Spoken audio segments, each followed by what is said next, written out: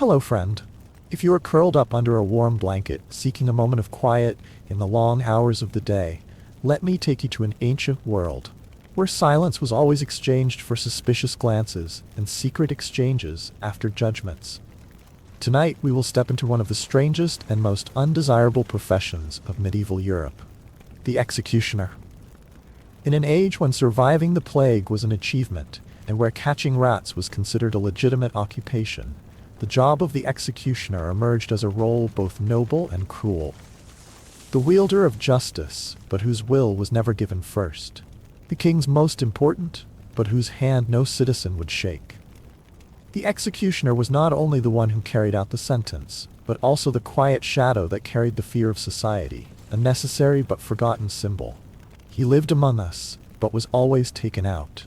He eats at the same table, but thinks of everyone else who raises a glass.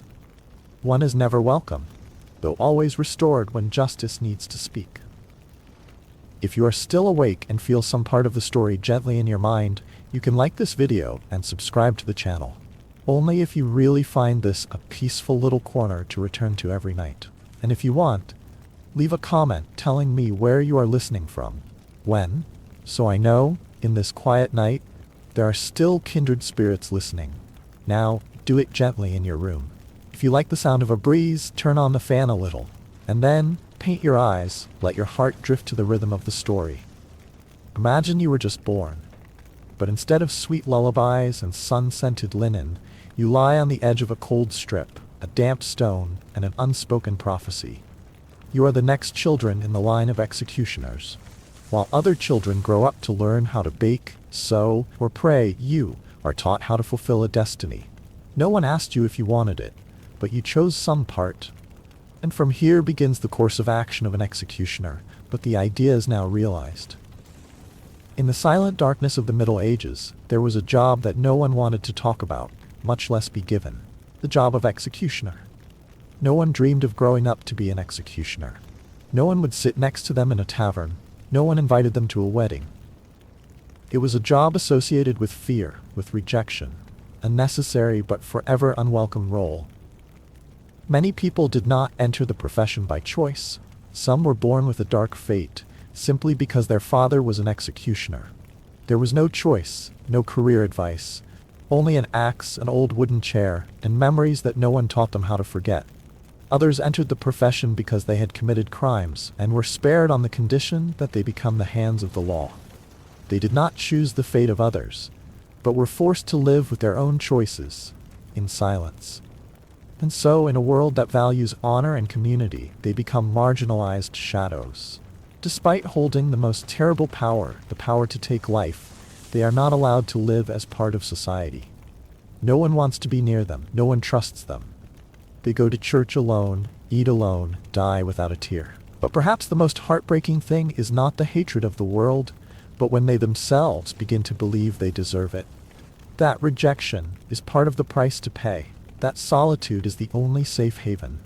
On long nights when all the noise is quiet, only the wind rustles through the cold roof. The hands that once swung the axe tremble not with fear, but with emptiness. And so, in a silent world, the executioner walks like a forgotten man, both a symbol of justice and a testament to the ultimate loneliness. A life that few people understand, and even fewer want to remember. But tonight, I will not let them disappear in silence. I will tell that story, softly, quietly, like a lullaby, for the souls that have never slept in peace. In the cold and prejudiced world of the Middle Ages, executioners not only shouldered the burden of execution, they also shouldered the isolation that society placed on them, as heavy as the axe they wielded. Whether they were the ones who carried out justice, carrying out the orders of kings or courts, they were never considered clean. In the eyes of the villagers, they were the ones who carried the smell of death, the shadows that quietly walked the margins of life, that no one wanted to see. No one wanted to be near. They and their families were forever relegated to a hidden corner of society. They were not allowed to set foot in the church, where everyone else went to pray and atone for their sins. When they die, their bodies are not allowed to rest beside their ancestors, because the usual cemetery is not for such people. They exist as outsiders, necessary, but rejected. It is as if the impurity attached to them is contagious, spreading to their wives and children, who are forbidden to marry anyone outside the circle of those destined for the same fate. No one chooses to be an executioner. But once they don the mantle, they not only lose their freedom, they lose the chance to love normally. In a world that values dignity and faith, they are a testament to a harsh truth. Sometimes, it is the keepers of order who live in the most chaos and loneliness. And at night, when everything is quiet, perhaps the only thing left for them is not the screams or the sound of swords, but a feeling of emptiness that quietly seeps into their flesh, like a sentence that will never be forgiven. The price of a strike is not only the blood that splashes on the hand, but also the silent cut that marks the soul of the person holding the axe. Whether carrying out orders, whether being the one entrusted with the power to punish in the name of justice, an executioner is still human, with emotions, with conscience, with long sleepless nights when all the noise outside has quieted down, leaving only the echoes of his heart. It is not uncommon for people who once held this title to fall into a state of extreme stress, inner crisis, to the point of prolonged insomnia, panic, and depression. They struggle between reason and emotion. On one side is responsibility. The law, on the other side, is the image of the faces they last saw, trembling, pleading, or sometimes with hauntingly silent eyes. To survive each day, some people turn to alcohol, turn to drugs, not for fun, but to forget, to extinguish the feeling of guilt, or at least to temporarily silence it. There are silent records left in the libraries of history, of executioners who cried after an execution, even though they had done it hundreds of times before. The tears were not from weakness, but because their hearts were never as hard as their outward appearance required. Perhaps deep down, what tormented them most was not the blood that had been spilled, but the feeling of never being able to return to being human. They had crossed a line that many never wanted to cross. And standing alone in the darkness, with no more beating of the execution drums, no more watching eyes, they were left with only themselves, and the silent souls they had sent off to the other side. In the world of a medieval executioner, there was no room for error, no retries, no chance to correct mistakes. Each execution was a tense moment, where all eyes watched, waiting for a clean end, a decisive, unshaken, unerring blow of the axe. If the axe blade is not sharp enough, or the hand is a little slow, a little off, a little hesitant, the consequences are not only blood and pain, but also the rage of the crowd, the contemptuous looks of the onlookers, and sometimes the opposite judgment for the executioner himself. The pressure is unlike any other job. A blacksmith who does it wrong will have a deformed sword. A baker who makes a wrong recipe will have a spoiled cake. But if an executioner makes a wrong cut, it is not only physical torture for the dying person, but also a moral failure. It is the moment when he himself can be seen as an unscrupulous person, incapable of ending the suffering that justice has decreed. History has recorded executions where the condemned man screamed in pain, while the executioner had to strike a third, fourth time. And the crowd was no longer spectators, they became judges. There are those who, because they missed their slashes, were dragged out to be executed by their own people, or dismissed in disgrace. All their reputation, their awe, and their stability, which were as fragile as a thread, were destroyed by a moment of trembling. So every morning, before the sun shone on the gallows, the executioners had to practice, silently, regularly, like an artist who fears missing a beat. But their art was not music, but death. And for them, a beautiful slash was not to be applauded, but to avoid being killed by their own imperfection. A strange job where precision was not just a professional requirement, but the line between life and death. In medieval societies where religion dominated every aspect of life, taking a human life was not just a legal act, it was a deeply spiritual one.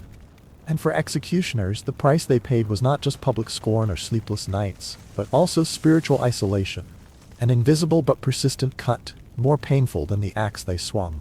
The church of the time, with its near absolute power, considered killing, even carrying out a sentence, a sin. Executioners, therefore, were not seen as enforcers of justice, but as professional sinners, living on the fringes of salvation.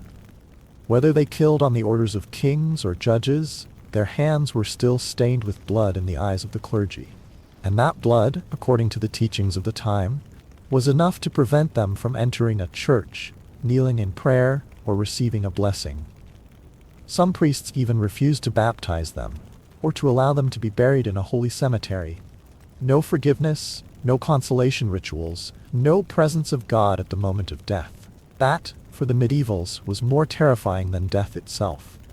For when the body was worn out by pity, and the soul was also rejected, they had no place to stay. Many executioners lived in isolation outside the city, avoided by the villagers. Children were told not to look them in the eye, adults did not dare touch their shoulders, as if death were transmitted by contact. And it was in that silence that they lived, or rather, existed. No confession, no handshake, no sharing glance. They alone bore the darkest part of society, and that society closed all doors to the light. In a world of judgment and blind faith, the executioner is not just an executioner, but a living sacrifice for the deepest prejudices about sin, redemption, and the ultimate loneliness of a person when no one recognizes their humanity. In the dim light of an age that has never been peaceful, the executioner lives between two worlds. One is an indispensable role in the wheel of justice, the other is an isolated shadow of fear and suspicion. Some say they are instruments of the law, others see them as the embodiment of sin. And ironically, because they are the ones who carry out punishment, they become the ones who must bear an invisible sentence that lasts a lifetime. They are granted privileges, a separate house provided by the state, sometimes exempt from taxes, sometimes even allowed to collect a fee for each act. But what they receive in return is never respect. They live in a silence that is hard to name. No neighbors, no one to talk to in the market, no invitations to festivals. The coins they receive from each sentence are not enough to buy peace of mind. And if one evening there is a sudden knock on the door, it may not be an invitation, but a figure returning to claim blood. On the surface, they are the ones with power, the ultimate decider of a life. But in reality, they have no right to decide how others see them. There is no way to wash away the hand that once held the axe, just as there is no way to enter a church without being turned away by the front row. Their reputation is not something built on respect, but something buried under layers of cold eyes from a society that both needs them and rejects them. And so, even though they live in a stone-walled house, even though they have a little money in their pockets, executioners are still outcasts in the very world they serve. You might see them walking slowly across the square early in the morning, when everyone else is still asleep. It's not to avoid the sun, but to avoid the gaze. A gaze that reminds them that even among people they are forever the shadow of the fallen axe. In the end, the most bitter thing is not the discriminatory looks or the days of living in silence, but death. A death that comes as quietly as people always avoid them when they are alive. There are no crowds to see them off, no church bells to ring in farewell, and no inscriptions on the stone tablets to record their presence in this world. Even the land where they lie is often far from the cemetery, as if their souls are not clean enough to rest in peace with the rest of the world. Throughout their lives, executioners carry an invisible sentence, a life among people who never truly acknowledge their existence. And when they close their eyes, it is the silence of death that says it all. No one remembers their name, no one visits them, as if they were never a part of the community they once served with precise slashes and hands that never tremble. For some, death is an opportunity to look back, to be remembered.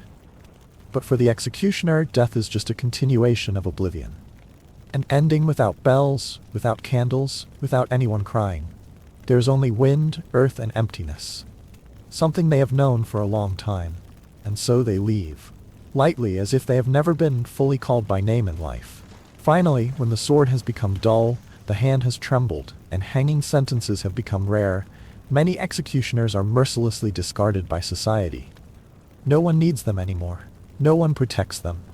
The privileges they were given, the tax-free house, the black money received from each execution, disappear as if they had never existed. Once they no longer bring value, society immediately turns its back, as if it were natural, as if they were something that should not have existed in the first place. Many of them died in poverty, quietly and unnoticed.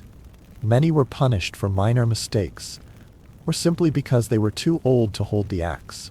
They were abandoned in a world that they had served with blood, sweat, and countless nightmares. Perhaps the most tragic thing is not the death sentences they had carried out, but the invisible sentence that hung over their lives. The sentence called "the person no one wants to keep when the job is done." And so they died not only from time or illness, but also from the coldness of a society that always needed someone to hold the axe, but never wanted to see the face of the person holding it. There was no farewell party. No leisurely weekend sitting by the fire telling old stories.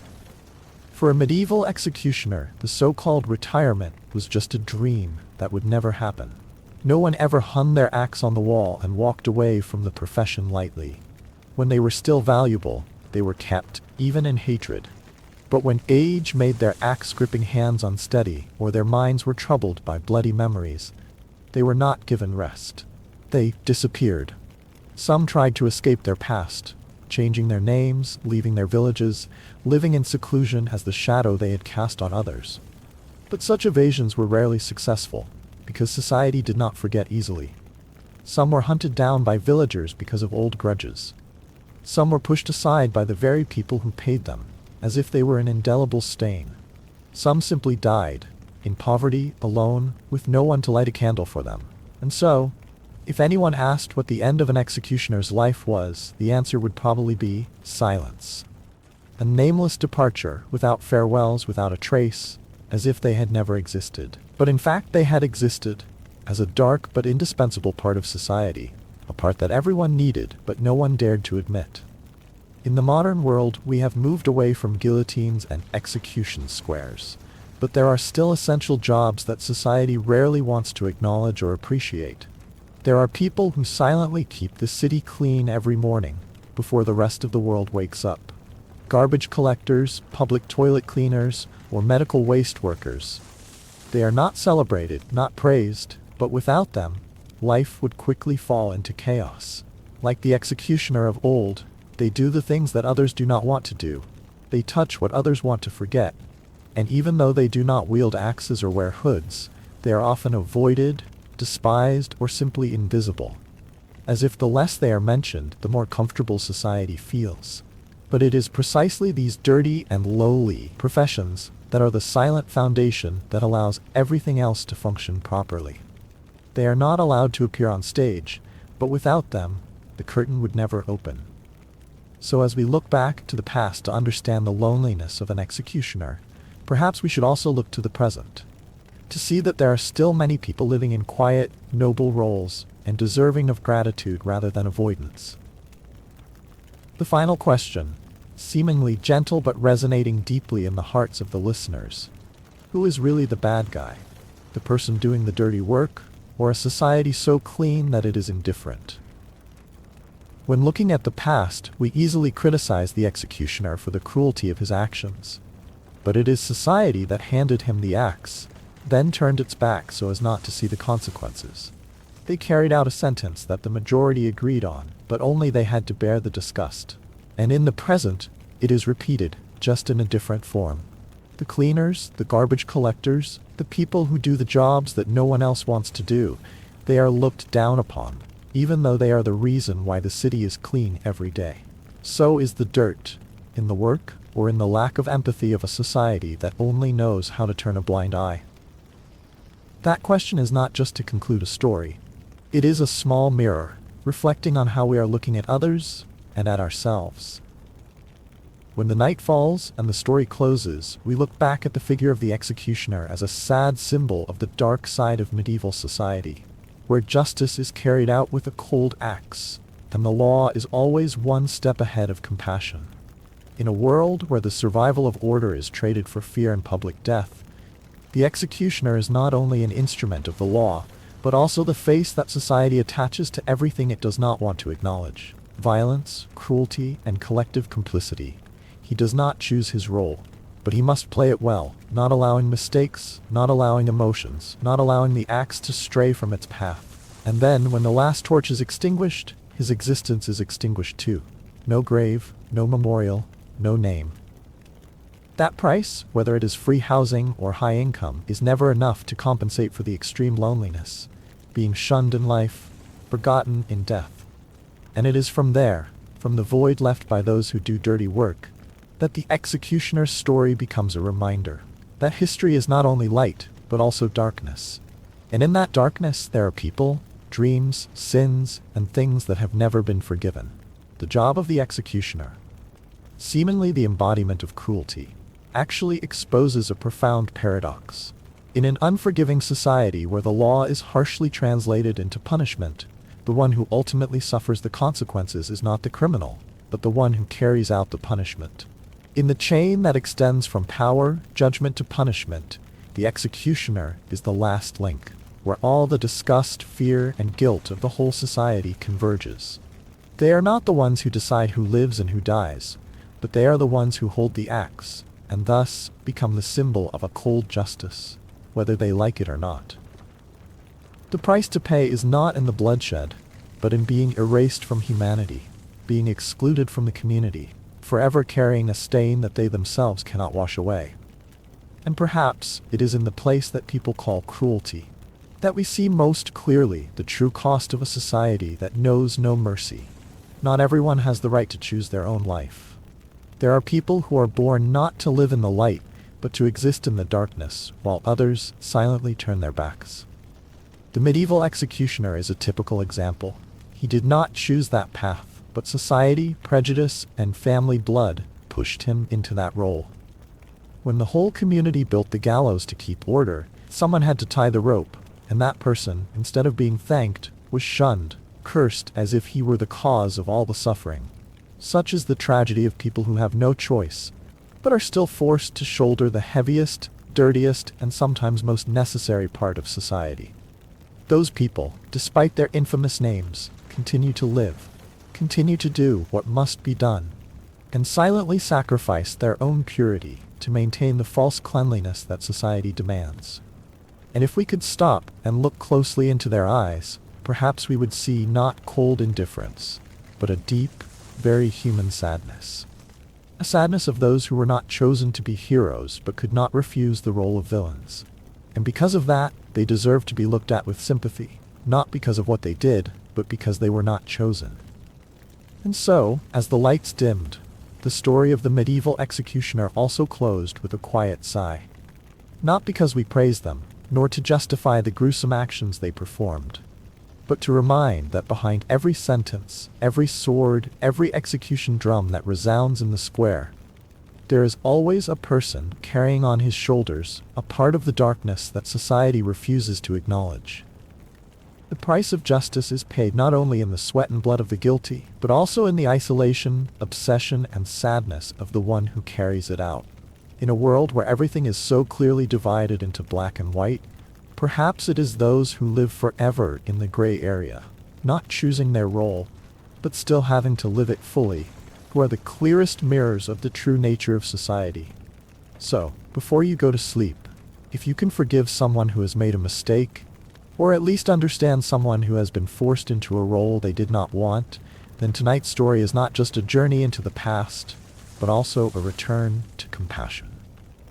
Good night, and I hope tomorrow morning you wake up with a slightly more open heart. When you have quieted your mind in the gentle darkness, your dreams are dragging you too far. Let me continue to take you to life in the heart of the Roman Empire. Not in the halo of a senator or in the red robes of an emperor, crowned with golden laurels, soaking in a white marble bath. No, tonight you are not Julius Caesar. You're just a regular person, unprepared, thrown headfirst into a world of leather slippers, sewage, and government-sponsored crucifixions. So before you sink completely into your pillows, take a second to like the video and subscribe to the channel, but only if you really enjoy the stories I tell here. And feel free to leave a comment telling me where you're listening from and what time it is where you are. It's always interesting to see who's joining me from all over the world. Now, dim the lights. Maybe turn on a fan to create a soft background noise like the night breeze. We're going to embark on a strange journey together tonight. You open your eyes, And the first thing you hear is not bird song, but screams, roosters crowing, and babies crying from somewhere down the hall. Congratulations. You've just woken up in an insula, a Roman island, the ancient version of an apartment building. Think of it as a high-rise death trap built of dust, prayers, and very risky architecture.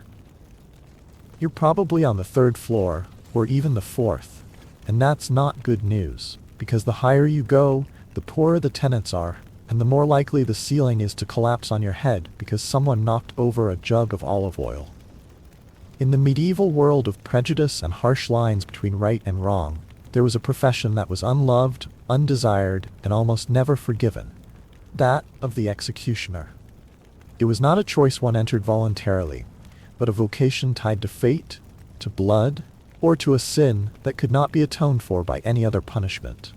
Perhaps you were born into a family of executioners, and growing up, no one taught you how to sow seeds or read the holy book. Only your father, with an axe in hand, taught you how to strike cleanly and decisively. Or worse, you committed a crime, and in exchange for your life, you agreed to become the one who ended the lives of others. Ironically, while your hands held justice, your heart was locked in isolation.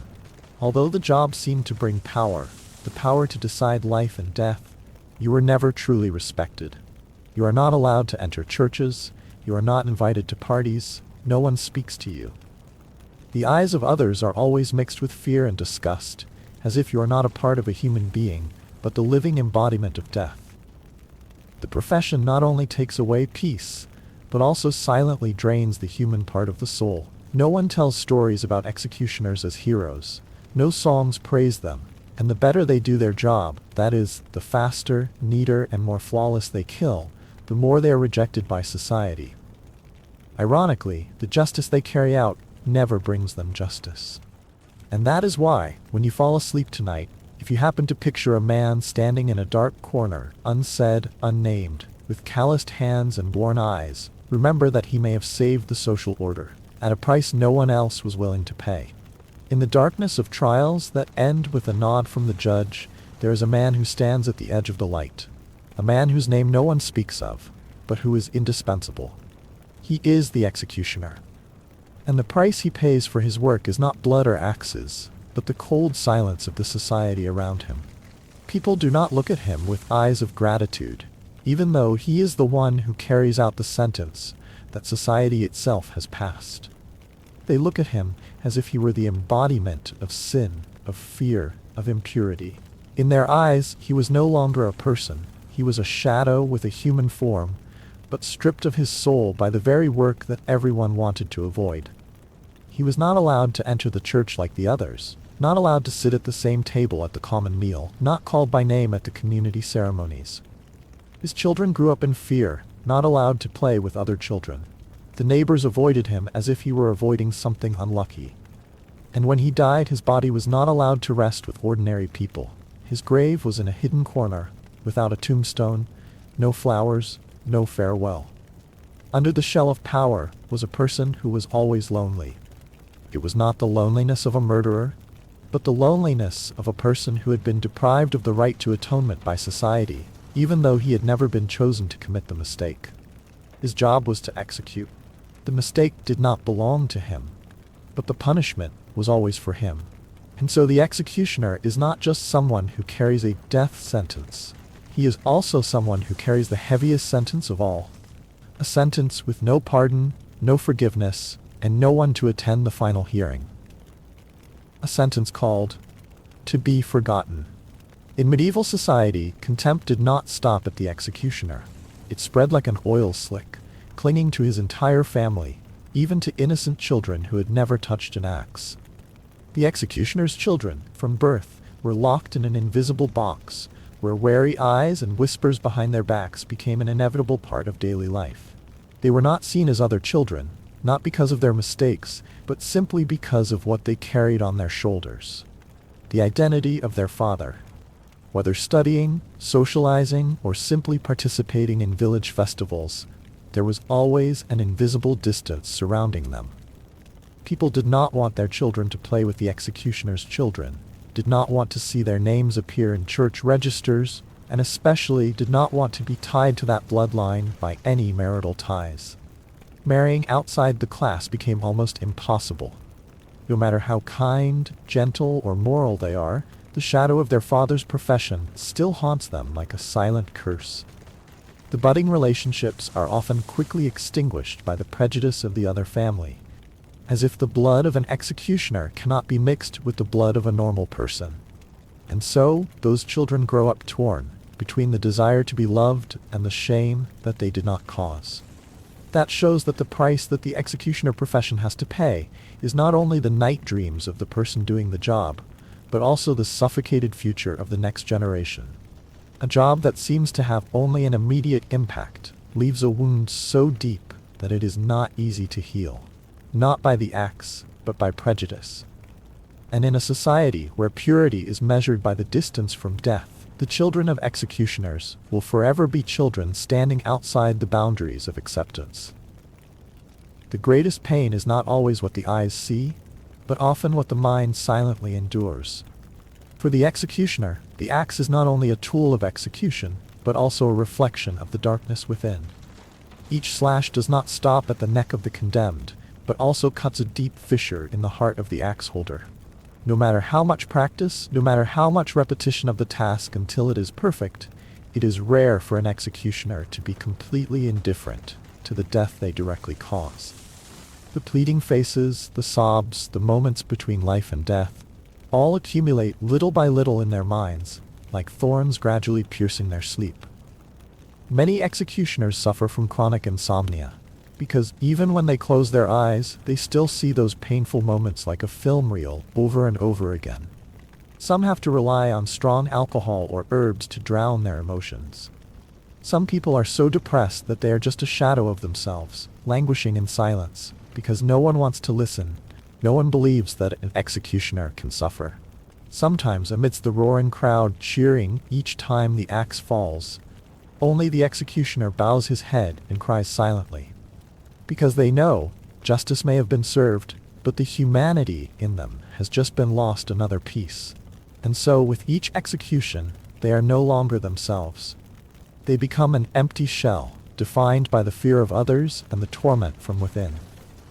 The brutality of this job lies not only in the blood spilled on the wooden platform, but also in the long sleepless nights, in the mornings when they wake up with trembling hands, and in the distant gaze of someone who is too familiar with death but has never made peace with it. In silence they live with their unseen sins, and that, sometimes, is more cruel than the sentence they carry out. Not everyone is strong enough to kill and then go on living as if they never did it. In the darkness after each execution, many executioners face an enemy they cannot execute with an axe: their own conscience. To temporarily silence painful memories and growing guilt, some turn to alcohol. Not for pleasure, but for numbness. Not for forgetfulness, but to delay the pain that creeps into their souls. Alcohol, and even narcotic herbs, become the last tools they can grasp to continue living. Drunkenness does not bring peace, but it does make the past fade away, if only for a moment. An executioner can get so drunk that he can no longer remember the face of the last person he executed, just so he can go through another night without waking up in the middle of a nightmare. Worse, there are those who fall into the abyss of addiction, not because they are weak, but because it is the only way out of a life with no other options. They are not forgiven by society, and they cannot forgive themselves. So they drink. Drink to not feel. Drink to make the axe in their hands lighter. Drink to make the pain as faint as the last breath of the executed. It is the silent price that no one mentions when talking about the work of an executioner. A price that is not measured in gold or fame, but in every drop of wine that falls, every broken dream, and every piece of humanity that is eroded over the years. In the profession of an executioner, precision is not just a standard, it is a condition of survival. A single slash. Clear, neat, without hesitation. Not only because it shows professionalism, but because every mistake leads to consequences more serious than a look of disapproval. If the axe was not strong enough, if the grip was shaky, if the head did not fall on the first try, the executioner not only subjected the victim to prolonged suffering, but also incurred the wrath of the crowd. The crowd did not want to see weakness. They came to see justice. Cold, clean, remorseless justice. And if that justice was clumsily carried out, the person carrying it out would instantly become a failure, even a criminal. There are historical accounts of when the executioner failed to get the job done in one blow. The crowd would riot. They would shout, throw stones, and even attack the executioner on the spot. In rare cases, the executioner failed so many times that he was punished, dismissed, flogged, or even found himself the one being executed. That pressure weighed heavily on every step leading to the scaffold, on every movement of the sword, on every breath before the hand was swung. This is not a job where mistakes are allowed, nor is it a place to learn from them. Each time, the executioner must not only kill, but kill beautifully, in a way that makes people believe that it was meant to be. In the silence of the final moments, the axe in his hand is not only heavy with metal, but also heavy with expectation, with fear, and with the price of failure. And behind the skill is a soul that must always brace itself against the wrath of the world. A world that demands cruelty, but never forgives mistakes. In the chaotic, law-abiding world of the Middle Ages, a small mistake on the scaffold was more than a technical error. It could ignite an uncontrollable rage in a crowd hungry for justice. If the executioner missed, leaving the victim to writhe in agony instead of dying instantly, he, the one who had just wielded the power of life and death, suddenly became the one who could be punished. Crowds came to the execution ground not to witness failure. They came to see justice carried out swiftly, without hesitation, without error. A decisive blow was the proof of order and authority. But if the first blow missed, or only wounded without killing, the mood could change in an instant, from fearful silence to angry boos, from tense admiration to uncontrollable rioting. And not just screams. It is recorded that some executioners, after several failed executions, were attacked by the people, tortured, and even convicted of treason or cruelty. In a society where law and image played a key role in maintaining order, a clumsy executioner not only tarnished the reputation of the law, but could also be seen as a bad omen, someone who brought bad luck to the entire community. So behind that cold appearance and steady hands was a terrible pressure.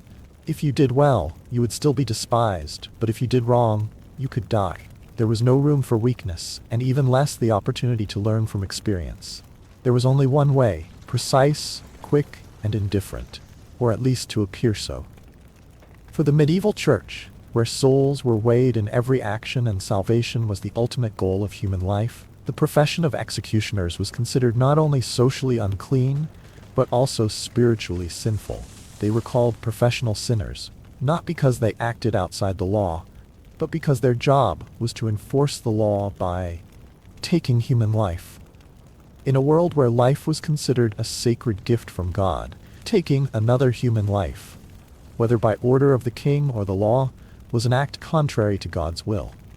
And so, even though executioners were instruments of earthly justice, in the eyes of the church they were forever unpurified. Many of them were not allowed to enter churches, were not allowed to receive absolution, and certainly were not given a normal Christian burial when they died. They were excluded from the rituals that were the foundation of comfort and hope for anyone living in a Christian society at that time. Worse, they were given an almost evil image. There was no distinction between justice and murder in the prayers. For the people, executioners were symbols of death, an unnatural death, not from God, but from human hands. And so they were avoided, shunned, as if to touch them would contaminate another's soul. Those who practiced this profession, over time, lived in a state of dislocation, needed by the law, but abandoned by faith. In that world they belonged neither to earth nor to heaven. They were walking shadows, carrying within them sins that were permitted but never forgiven. The price was immeasurable, for it was a lifelong spiritual isolation, without a word of salvation. In the Middle Ages, where religion was not just a matter of faith but also a bond of community, being barred from religious rituals was not simply a loss of spiritual rights, it was a profound form of spiritual torture. For executioners, the punishment did not stop at the looks of discrimination in the marketplace or the shunning of public places, but extended to sacred spaces, places where people sought absolution, blessings, and a sense of belonging to something greater than their small human condition. But for executioners, all those doors were closed. They were not allowed to kneel before the altar, not allowed to sprinkle holy water, not allowed to confess, even though they may have been in greater need of forgiveness than anyone else. They were considered unclean, immoral, even though their work was within the law. And so many of them were forced to live in isolation. No one wanted to be near them. No one wanted to shake hands, eat together, or pray together. They became silent shadows on the margins of the community, paid to kill but paying the price of absolute loneliness. This isolation not only made them silent, but also eroded their humanity, because people were not born to live alone, but to feel seen, understood, forgiven. But executioners did not have that privilege.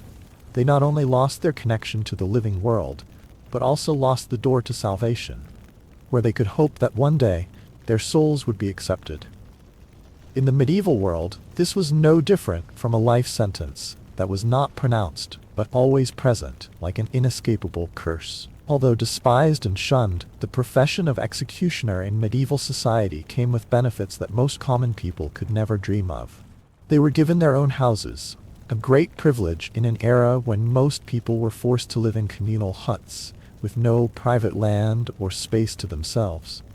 Executioners were also exempt from taxes, a small but meaningful sum for anyone living in a society that was always poor and squeezed for every penny to fund war and maintain order. Not only that, they could also collect fees from their own execution work. In some places, the family of the executed person had to pay a fee to ensure that death was quick and less painful. A precise, clean slash, not only a responsibility but also a valuable service. So while society avoided executioners, it still secretly paid them to do what no one else dared to do. However, these privileges did not bring comfort or glory. They are ironic rewards, like being given a beautiful umbrella to stand alone in a hailstorm. Their wealth does not buy respect. Their private homes are just a formal form of isolation, as if society were saying, "You live here, but you do not belong here." And the money from executions, no matter how much or how little, is also blood money, which no one wants to touch. So, behind the picture of these strange privileges, there is a naked truth. Executioners are never treated as normal people by society, no matter how right they are, how well they complete their tasks. What they are given, houses, money, tax exemptions, is just the price that society pays for them to take on the dirtiest part of the justice system. A form of preference to keep a distance, not to acknowledge. However, in return for these seemingly attractive privileges is a life imprisoned in simmering fear and absolute isolation. Executioners, even if they are given private housing, tax exemptions, or even a stable income, can never escape the heavy shadow of their own work. They are not welcomed anywhere, cannot participate in normal community activities, and their every step is always accompanied by suspicious looks from those around them. They have no friends, no confidants, only avoiding glances and hasty conversations when there is no other way. Their greatest fear comes not from ghosts or death, but from the very people they live with. A society that is ready to use them when needed, then turn its back, shun, and even abandon them when everything is over. They lived in a state of constant vigilance against the vengeance of the executed, the whims of the officials, or the sudden judgment of the fanatic mob. No law was strong enough to protect them, because when disaster struck, they were the first to be blamed. The isolation was not only physical, on the outskirts of the village, outside the city walls, but also deep-rooted. No one really wanted to touch them, look them in the eye, or trust them as human beings. Throughout their lives, executioners were recognized only when they killed, and then, immediately after, forgotten or despised. Their lives were a series of silent days, with solitary meals, evenings without conversation, and sleep always disturbed by fear. So, although they had their own house, it was a house where no one came to knock. Even though they had money, no one wanted to sit at the same table. And no matter how many perfect executions they perform, they remain outside the boundaries of society, the only place where they are never called by the simplest of words, good people. When the last axe is laid down, and the hands that once trembled in the execution of the law no longer have the strength to hold it, The executioner knows that he has been completely forgotten by the world. No one inscribes his name on a stone. No wreath is placed at his grave. And sometimes there is no proper grave at all. The executioner, the instrument of justice, dies as if he had never existed. This oblivion is not accidental. It is the result of a lifetime of exclusion from society, of being framed by fear and hostility. When they are useful, they are indispensable. But when they grew old, when their arms could no longer swing, when their eyes were no longer calm enough to face a dying soul, society itself used them as rusty tools and left them without a word of thanks. Many of them died in poverty, without relatives, without anyone by their side. Their deaths moved no one, caused no tears in the community they had served all their lives, or rather, in the community they had been denied entry into all their lives. And that was the deepest tragedy. A man who had once wielded power died like a shadow, leaving nothing but memories obscured by deliberate silence. That was the final fate of the medieval executioner. Not only to live on the fringes of society, but also to die outside the memory of humanity. No one told their stories. No one named them beside the history of justice. They live like knives, sharp, necessary, but always hidden away in a dark drawer, and when dull, simply thrown away. No goodbyes, no glances back, no forgiveness offered. In the shadows of clean streets and brightly lit buildings, there are people who quietly do the work that society needs, but no one wants to look at them. They are garbage collectors, an essential job in the modern world, not unlike the image of the executioner in the Middle Ages. Of course, no one is executed, and today's work does not carry the smell of blood and fear, but the way society treats these people, there is a deep coincidence. They are the ones who do the dirty work for the rest of the world, only to be turned away by that same world. The executioners of old carried out justice at the highest price, human life. They were despised for taking on the role that no one wanted to take on, even though everyone knew that someone had to do it. And today, jobs like cleaning, collecting trash, cleaning public toilets are often seen as lowly, as something not worth being proud of, even though they are the ones who keep this society from sinking into trash, filth, and chaos. It is ironic that we praise cleanliness, order, and civilization, but avoid the eyes of the people who keep it alive every day. Just like people used to bow to the law, but avoid the silent shadow of the one holding the axe to enforce it. Both are the ones who keep the world from falling into chaos, but both have to live on the edge of the light. And then the question arises, quietly but persistently. Is it not the work that is truly filthy, but the way society chooses to pretend to be innocent? In a world that is so accustomed to cleanliness, is it possible that cleanliness itself is making us insensitive to the hands that silently create it? A cleanliness to the point of having no compassion left. In the soft light of history and under the dust of time, there are people who have been labeled unclean, not because they made mistakes, but because they did things that the rest of society would rather not touch. The executioner, the one who carries out the final sentence, is always looked at with caution, fear, even contempt. They are the embodiment of dirtiness, of something that people do not want to mention at dinner, but who keep the law with fangs, the order with weight. However, if we stop for a moment, look deeply into that so-called uncleanness, we will realize a strange paradox. Who is really the dirty person? Is it the one who raises the axe to strike down on command? Or is it the society that built the guillotine and then turns away so as not to have to look? Is it the person who collects the trash in silence every morning, or the person who lives in the midst of cleanliness and thinks he is nobler just because he does not have to touch it? This question is not only for the Middle Ages, but also for us today. In a modern society, where we pride ourselves on being civilized and progressive, perhaps the dirtiest thing is not the muddy hands, but the heart that has grown accustomed to turning a blind eye to the loneliness of those who live outside the boundaries of decency. So, who is truly unclean? The person who does the dirty work, or a society that is so clean that it has lost compassion? This question is not easy to answer, but it needs to be asked over and over again, until we learn to bow our heads in gratitude even to those who live quietly in the dark. And so, after all the swords have been swung, The sentences have been carried out, and the hateful eyes have been turned, the executioner still stands there quietly. Not as a cruel man, but as a shadow of the times, forced to do what society needs but no one wants to touch. He is not a symbol of sin, but the end result of a world that chooses punishment over forgiveness. The story of the medieval executioners is not only a lesson in the harshness of ancient laws, but also a mirror for ourselves today. That in any society there are always people who are forced into unwanted roles to keep the rest of the world in peace. And the price they pay, loneliness, silence, oblivion, is the clearest proof that sometimes justice can be served, but humanity is left behind. So if there is anything to take away from this story, perhaps it is a gentle reminder to take a closer look at people who do unacceptable things, not to judge, but to understand. Because sometimes compassion lies not in forgiving the guilty, but in sympathizing with those who have no choice in who they are.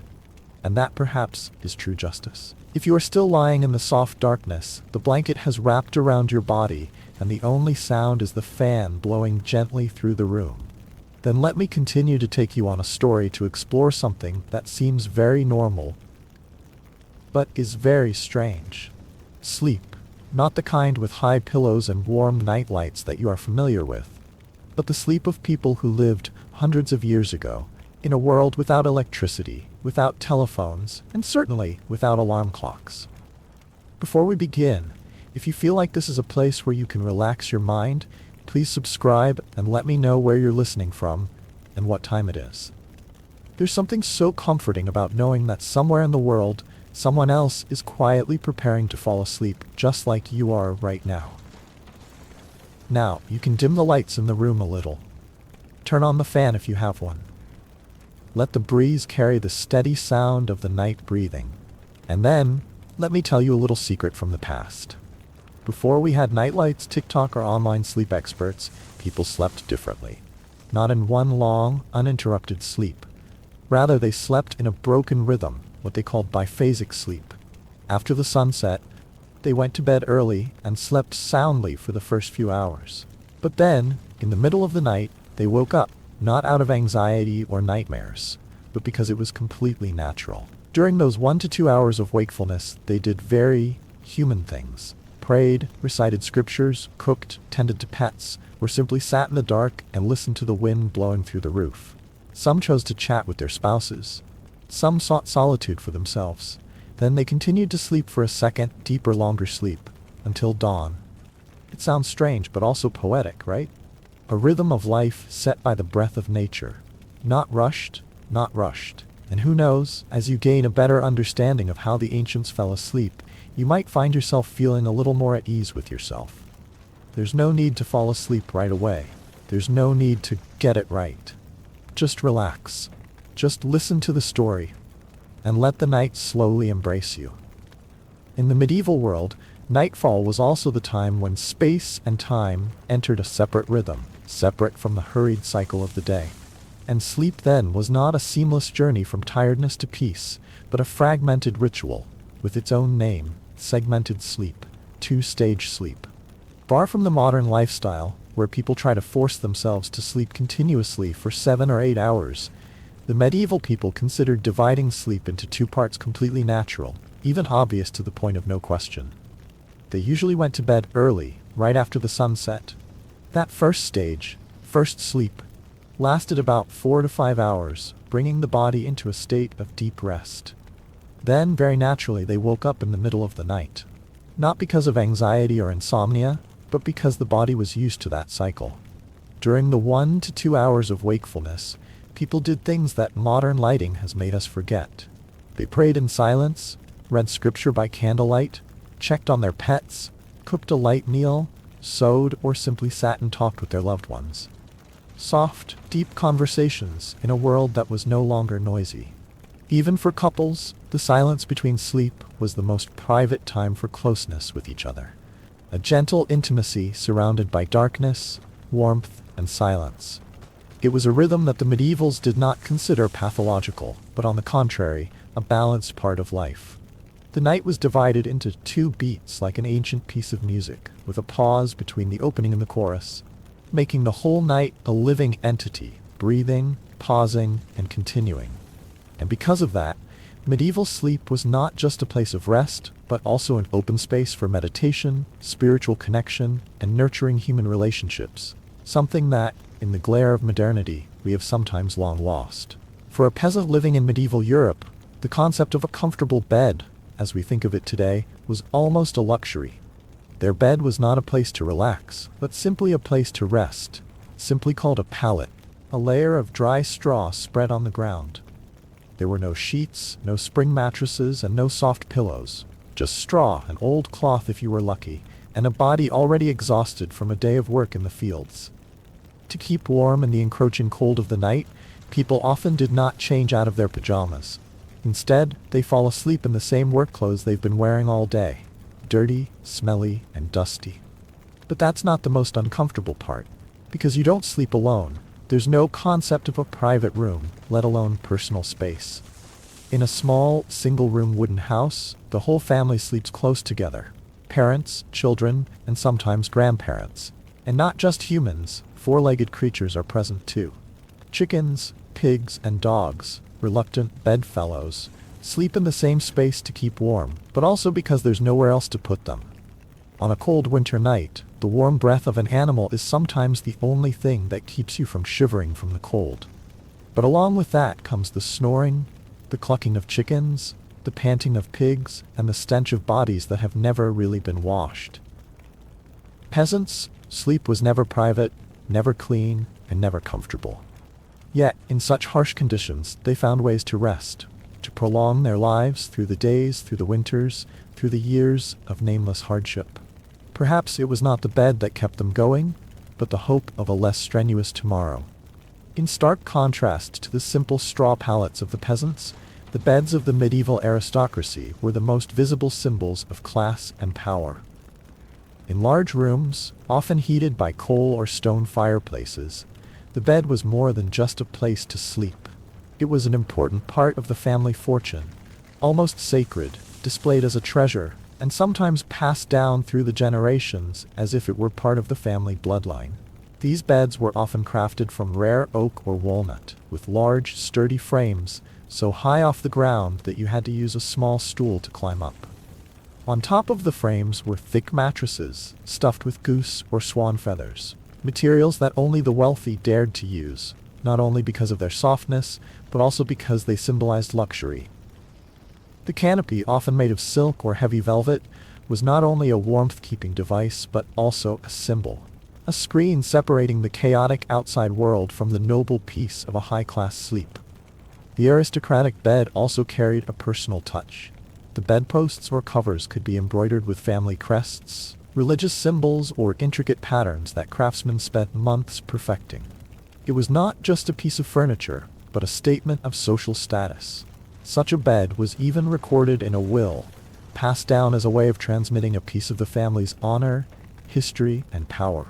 But regardless of the difference in comfort or appearance, both the aristocrat on the silk mattress and the peasant on the straw sank into the same state: sleep. It reminds us that, no matter how different life was during the day, the night covered everyone, rich, poor, straw beds, or goose feather beds. All were people looking for a little peace in the harsh world of the Middle Ages. The nightcap, a seemingly small and somewhat humorous detail when viewed from a modern perspective, actually carried many layers of cultural, social, and even moral significance in medieval life. On cold winter nights, when the temperature could turn breath to smoke, and the stone walls became as cold as tombs, the nightcap was not just an accessory, but a means of survival, an essential layer of protection to keep the head warm, where people lose heat the fastest while sleeping. The materials commonly used were wool or linen, two types of fabric that were easy to find and had relatively good heat retention. But the way people made nightcaps was extremely diverse. Some people liked simple designs, others chose long ones that hung down to the shoulders, like a mouse's tail. Wealthy families could embroider names, designs, and even class symbols on the edge of the cap, turning it from a practical item into a hidden statement of class. In a society where class stratification was almost immutable, even sleep had a taste of status. Women, especially those who were unmarried or of the nobility, often wore nightcaps as a form of virtue. Not only to cover the hair, which was considered an attractive part that should be kept private, but also as a symbolic shell of modesty and propriety. In many contexts, the nightcap was also a silent sign of, "I'm done for today," a polite and silent way to tell the world that one was not receiving visitors, both literally and figuratively. Thus, the nightcap, a small object, became a symbol rich in meaning in medieval life. It reflected not only physical needs, but also social norms, women's modesty, and even the fragile boundary between the individual and the community in the most private moment of each person: sleep. In the Middle Ages, the concept of private space was almost a luxury, especially when it came to sleeping in inns. In stark contrast to the image of a quiet, private resting room as we know it today, most inns had no concept of a private room. Instead, you would enter a large room with several beds, or sometimes just planks of straw, and share that space with complete strangers. It was not uncommon for a bed to accommodate 3 or even 4 people at a time. Bodies pressed together, breaths mixed together, the smell of sweat, dust, and even snoring and sleep became the soundtrack to a reluctant night's rest. It is worth noting that this arrangement was not accidental. Innkeepers often tried to pair people of the same trade together. Blacksmiths would sleep next to blacksmiths, merchants with merchants, and if you were the only one in your group who dealt with criminals, you might have a bed to yourself. But not because of preferential treatment, but because no one else dared to sleep with you. Sleeping with strangers became so normal that there was no need to worry or be shy, because everyone was the same. In fact, in that atmosphere, many people started midnight conversations, exchanging news, telling stories of the journey, and sometimes making friends. But friendliness did not eliminate danger. Theft at night was a constant worry. So people learned to sleep with caution, tying their money bags to their waistbands, tucking their luggage under their heads, and keeping small knives in their sleeves. The scene, though seemingly inconvenient and chaotic, reflects something very typical of medieval society: the acceptance of sharing, the abandonment of the individual, and the ability to live in harmony with the collective in conditions of deprivation. In that world, sleep was not just an act of rest, but also an art of balancing survival and empathy, where the bed was not a quiet place to forget the world, but a temporary, crowded, and very real space. On long nights in medieval inns, when the bed had to be shared with 3 or 4 strangers, and the darkness enveloped the unlocked room, sleep was never truly safe. Losing things was not a distant danger, but a nightly worry. That is why travelers, from merchants to soldiers, developed their own, very instinctive, practical, and ingenious ways of preventing theft that became a habit of survival. They often tie their money bags tightly to their bodies, hide them inside their thick shirts, or tuck them into the backs of their pants, where their hands can feel every strange movement in their fitful sleep. Sometimes, the bag is no longer simply a money holder, but becomes a part of their bodies, something they cannot separate from, even in their dreams.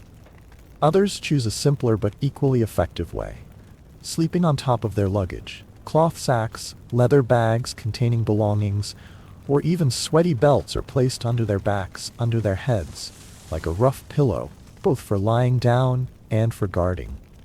They sleep on their possessions as if each object were an extension of their bodies. Because on nights when the doors are unlocked and there are no rules, just a little carelessness can mean losing their entire fortune.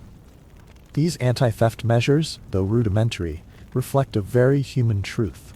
Even in the most deprived and unsafe conditions, people still seek to protect what belongs to them, with all the alertness, flexibility, and a bit of skepticism that is always quietly associated with the life of a traveler. In the darkness of the ancient world, sleep was never completely rest. It was always a mixture of relaxation and vigilance, between the softness and the coldness of survival. In the Middle Ages, when nightfall brought not only darkness, but also deep uncertainty about life and death, sleep was not simply a biological activity. It was seen as a fragile journey, where the soul temporarily left the body, and no one could be sure that they would wake up the next morning. With that awareness, people of that time learned to prepare for sleep like they prepared for death, with prayer. For them, Sleep was a fragile border, a brief silence between presence and absence, between life and death. Therefore, praying before going to sleep became an important ritual, almost indispensable, especially in times when plagues were rampant, wars were lurking, and disasters occurred as an inevitable part of life. People often repeat prayers that have been passed down from generation to generation, perhaps sincere repentance for the mistakes of the day, or petitions to God and his guardian saints to guard their souls at night. Some prayers are tailored to the occasion, to ward off evil spirits, to ward off illness, or simply to wish for a dreamless and peaceful sleep. Children are taught from a young age to clasp their hands, bow their heads, and whisper prayers every night, as part of their daily routine, but also as a way to instill faith. They believe that guardian angels hover over their beds, guarding their sleep from invisible evils. In the flickering candlelight, in the cold of the room, faith becomes an invisible blanket that wraps people from the darkness not only outside the window, but also in their souls. In modern times, we often forget that fragile feeling. But for medieval people, going to sleep was never a trivial act. It was a moment of reconciliation between the trembling of human existence and the fragile belief in something greater than oneself. And in that harsh world, perhaps it was their late-night prayers that kept them alive, at least in their souls. In the Middle Ages, when people lived in a world full of inexplicable things, dreams were not simply unconscious repetitions of memories or thoughts from the day. In their minds, each dream was a window into the world of gods and demons, a land where sacred or terrifying messages were sent through the mists of the night. People believed that some dreams did not come from themselves, but were the voice of God, warnings, guidance, or revelations of fate. Sometimes in a dream, a saint would appear with advice, or a sign would repeat itself, like an echo from the sacred. With this belief, dreams became an indispensable part of spiritual life. But like all gifts from heaven, dreams carried with them the danger of coming from hell. Worldly temptations, strange visions, or mental disturbances can be attributed to the hand of the devil, someone who is trying to entice the soul away from the right path. Dreams are also seen as a mirror reflecting the sins hidden in the soul. If someone often dreams of snakes, fire, or running away from something scary, it may be a manifestation of moral insecurity, a reminder that they have not yet fully atoned for their mistakes. That is why it is not uncommon in monasteries and seminaries to see monks secretly recording their dreams, trying to decipher each detail as if searching for metaphorical meaning in an ancient language world. Manuscripts of that period are full of strange stories about dreams, where a saint warns of an impending plague, where a monk sees his soul ascend to heaven after repentance. Medieval literature, especially religious and mythological works, is full of symbolic dream details. People tell of dreams that can save a soul, change the fate of an entire family, or simply illuminate something that no one dares to say out loud during the day. In an age where the line between reality and dream, between the sacred and the profane is still too fragile, dreams are not just something that happens during sleep. They are an extension of spiritual life, where people converse with the invisible world in a vague but meaningful language. And even though no one knows for sure what lies behind the door of their dreams, they still listen quietly, because who knows, it might be a whisper from their own fate. In the simple houses of medieval peasants, where every wall is a draft and every winter is a challenge for survival, sleep is not a luxurious rest, but a silent battle with the cold that seeps into every piece of wood and every crack of straw. And in that war, the closest and most loyal ally was not the fireplace, but the pets that lived under the same roof. It was not because they loved their pets so much that they hugged them to sleep. Nor was it because of sentimentality or attachment as we think of pets in modern times. It was simply the most effective way to keep warm. In a small house with only one room, people and animals, adults, children, dogs, chickens, even pigs, lay close together on the dry straw floor. The warmth radiating from their living bodies was the only natural bedding they had. A dog curled up at their feet, a pig next to their hips, all of them forming a community that slept together without distinction or boundaries. For the richer classes, the presence of pets in their sleep had a different color. They did not sleep with pigs or chickens, but small dogs, usually poodles or noble dogs, were pampered on feather beds, not only for their warmth but also as a symbol of luxury. These dogs were carefully cared for, becoming living decorations that reflected the class and aesthetic taste of their owners. So whether in a straw hut or a stone castle, medieval sleep was still associated with the image of animals, not only as companions but as an indispensable part of the rhythm of nightlife. The sounds of breathing, the sounds of moving, the sound of roosters crowing softly as the sky neared dawn, all blended together, creating a scene that was both austere and strangely warm. A world where in the middle of a cold winter night, people did not sleep alone, but slept in the arms of the most primitive and closest life. Sleep, seemingly the simplest and most instinctive act, carried many layers of meaning, both physical and spiritual, for the Middle Ages. Even the posture in which one slept reflected deep-seated beliefs, hidden anxieties and ascetic rituals that were deeply ingrained in the way one viewed the world and oneself. Among them was a habit that few modern people know: sleeping sitting up. Not everyone could lie down and completely immerse themselves in dreams. For some people of that time, lying on their backs, hands on their chest, was too similar to the image of the deceased. And in a world full of both sacred and superstitious things, it carried a very real fear. If you slept like a dead person, the spirits or entities in the other world, which could not distinguish between them, might call you by the wrong name. And then, that might mean you never woke up again. In addition to the spiritual aspect, sleeping sitting up was also a way for some people, especially those with digestive or respiratory problems, to avoid the discomfort of lying down. In an era when medical knowledge was limited, people relied on experience to draw out survival habits. Sitting with their backs against the wall, their heads slightly bowed, their arms crossed over their chests, that was how they could both rest and feel safer.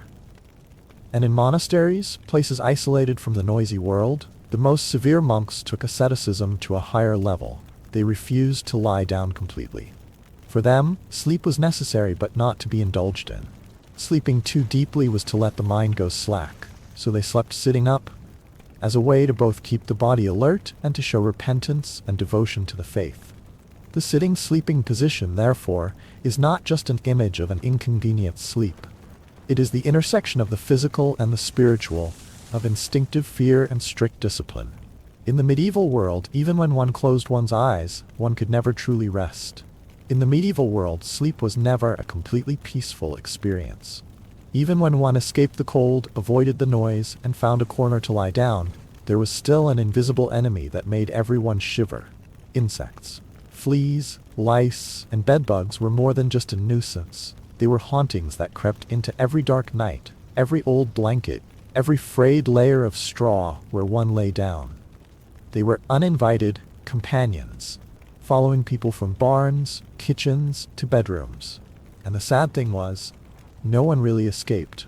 Whether it was a poor peasant sleeping on the ground or a nobleman sleeping on a feather mattress covered with silk curtains, the tiny creatures were likely to gnaw at their dreams, literally. Without flashlights or bug spray, medieval people had to rely on traditional methods of protection: burning aromatic herbs like mugwort and rosemary, and placing garlic or onions under their pillows to ward them off. The scents might sting the eyes, but they were the only weapons they had to keep the unwelcome parasites at bay. Even the nobility, who lived in stone castles and canopied beds, were no exception. Their beds were more luxurious, their mattresses thicker, their curtains hung in more layers, but that also made them ideal environments for the insects to hide. They had the privilege of hiring servants dedicated to removing lice. These servants, with thick combs in their hands and eyes as sharp as needles, worked as if they were hunting ghosts, except that their enemies were much smaller and harder to see. So while we today complain about the noise of cars on the street or the light from our phones, the medievals fought a silent and itchy war every night. Sleep, then, was not simply a journey to dreamland, but a silent battle to protect the body from small but powerful creatures. And as long as they woke up the next morning without finding their wrists gnawed, they considered it a successful night. In the Middle Ages, sleep was not only a time of rest, but also a fragile space between life and death, especially for soldiers. In times of war, or during sieges, soldiers were never allowed to completely relax their guard. They were not allowed to trust in the peace of the night, not allowed to give themselves completely to sleep, because the price of a moment of carelessness could be their lives. And so they slept in a strange position, both tired and tense, with their armor still on. Of course, they did not wear the full heavy armor as they did when they went into battle, but the basic and essential parts, like the breastplate, the gauntlets, or the helmet placed next to the pillow, were always ready. This was not to show off their majesty, but simply to survive. In a besieged fortress, in a barracks far from the village, the strangest sound at night was never the wind. It could be the footsteps of an enemy, the panting of a fugitive, or the whinny of a horse signaling approaching danger. A soldier cannot afford to spend too much time dressing when the enemy is already at the city gate. Of course, sleeping in armor is not comfortable. The metal scraps against the ribs make the back ache, and sleep is broken up by tingling pains like needles.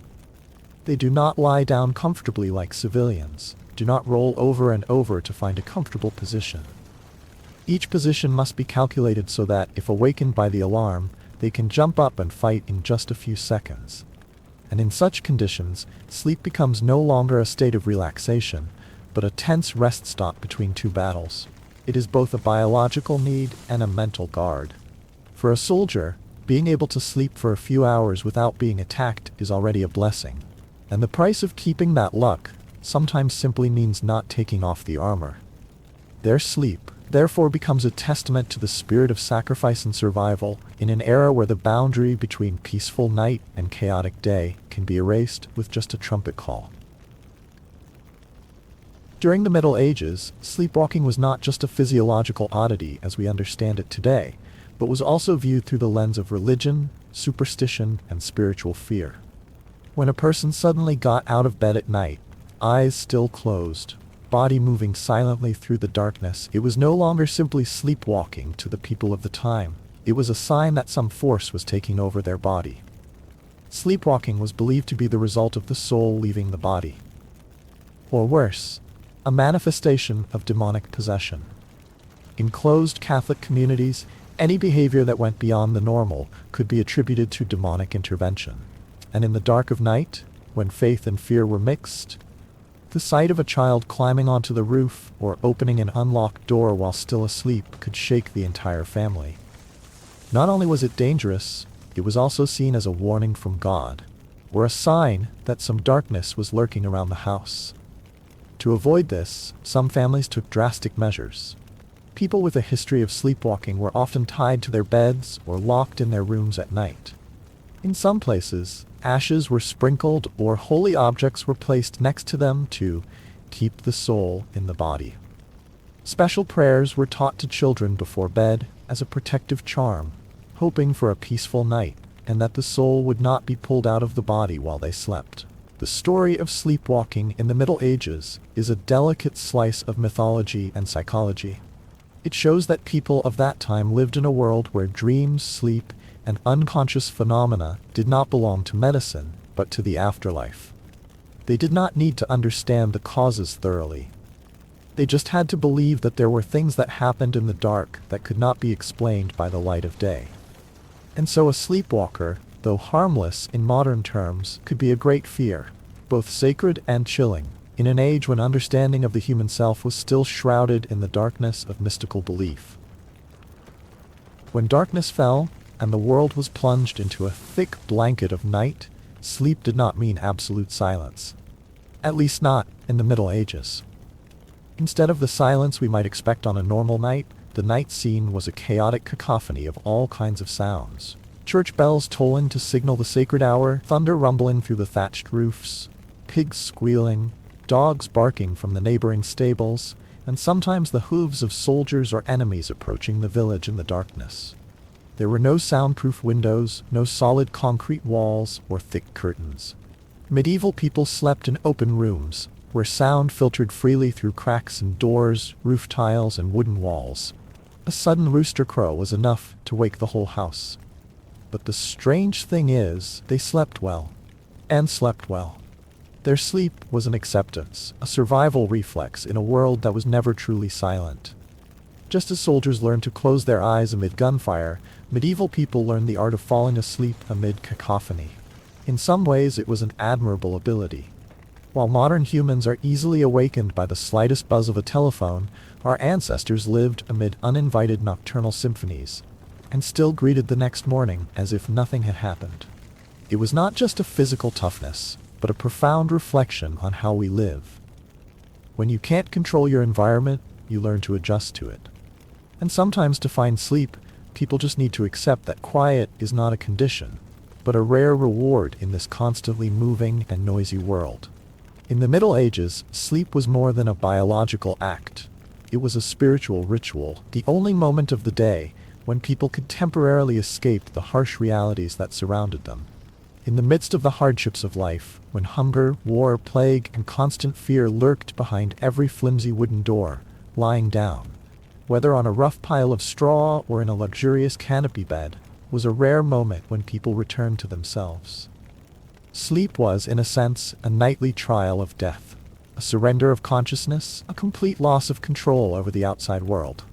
Hence, fervent prayers before going to bed were not uncommon, as if they were telling their souls to be ready, since no one was sure that they would wake up the next morning. But alongside that sacredness were very earthly battles, fighting the lice that bit through their clothes, the cold that seeped into every crack in the wood, and the menacing sounds that echoed from the distant fields. Yet in that very moment, people were liberated. Sleep was where they no longer had to plow, no longer had to bow their heads, no longer had to be soldiers, servants, or hunted. They were human, complete and equal, if only for a few hours. It was the only time they did not have to think about tomorrow's food, did not have to remember the dead, did not have to worry whether war had reached their village's doorstep. In that long medieval night, sleep was the fragile bridge between a tired body and fragile hope. It was where people retreated not because they were weak, but to recover, to be able to live on. And so sleep is not just a need, but a small, quiet miracle that happens every night, silent but essential, instinctive but also full of soul. And so, when the night closes after those seemingly strange habits, we suddenly realize the medieval people did not sleep just to rest, but to fully live the other half of the world of darkness, of silence, of private moments that cannot be reached during the day. In an age lacking in convenience but full of connection, lacking in light but not lacking in meaning, sleep becomes a ritual that is both sacred and practical, where people do not just close their eyes but open their hearts to God, to their loved ones, and to the very fear that lurks outside the door every night. Perhaps what made medieval sleep different was not that they slept on straw, wore armor while napping, or shared a bed with strangers, but that they accepted the night as an important part of life, not just a gap to be overcome. In a world that is increasingly bright and noisy, sometimes we yearn to return to that primitive tranquility, where sleep is not measured by depth, hours, or tracking apps, but by the feeling of being protected, of being calm, of being ourselves. And if you are reading these last lines with the lights in the room dimmed, maybe somewhere inside you is also gently opening the door to a gentle night of sleep, just like the people of the Middle Ages did. Peaceful, so quietly and meaningful. When your mind has rested in the gentle darkness, your dreams have drawn you too far. Let me continue to take you to a night filled with the smell of smoke, burnt-edge donuts, and the sound of crumbling fat boiling over medieval fires.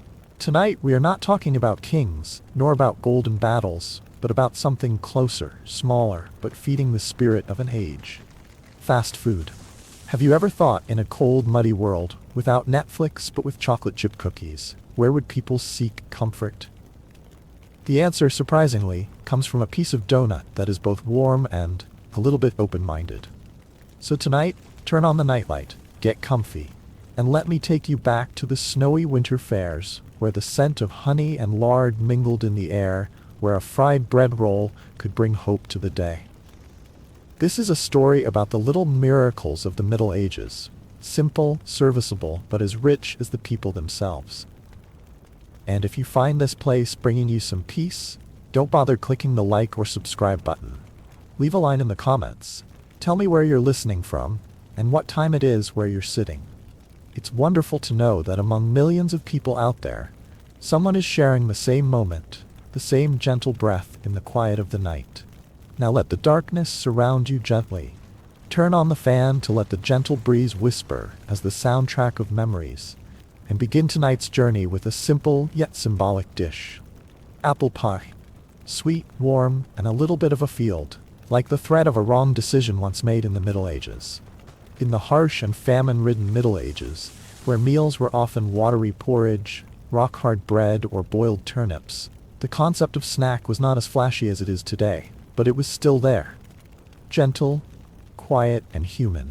Not colorful snack bags or sweet marshmallows, but a piece of bread lightly fried in lard, a piece of hard cheese saved from the previous week, or a wild fruit roasted on the coals. Those little dishes, so simple and crude that they seemed forgotten, were actually the little miracles that people used to soothe themselves. Because during the long, exhausting days of working in the fields, when the church bells rang in the cold mist, and hands and feet still smelled of mud and smoke, finding something to nibble on, just a little, was like catching a thin ray of sunlight at the end of the day. It not only warmed the belly but also soothed the spirit.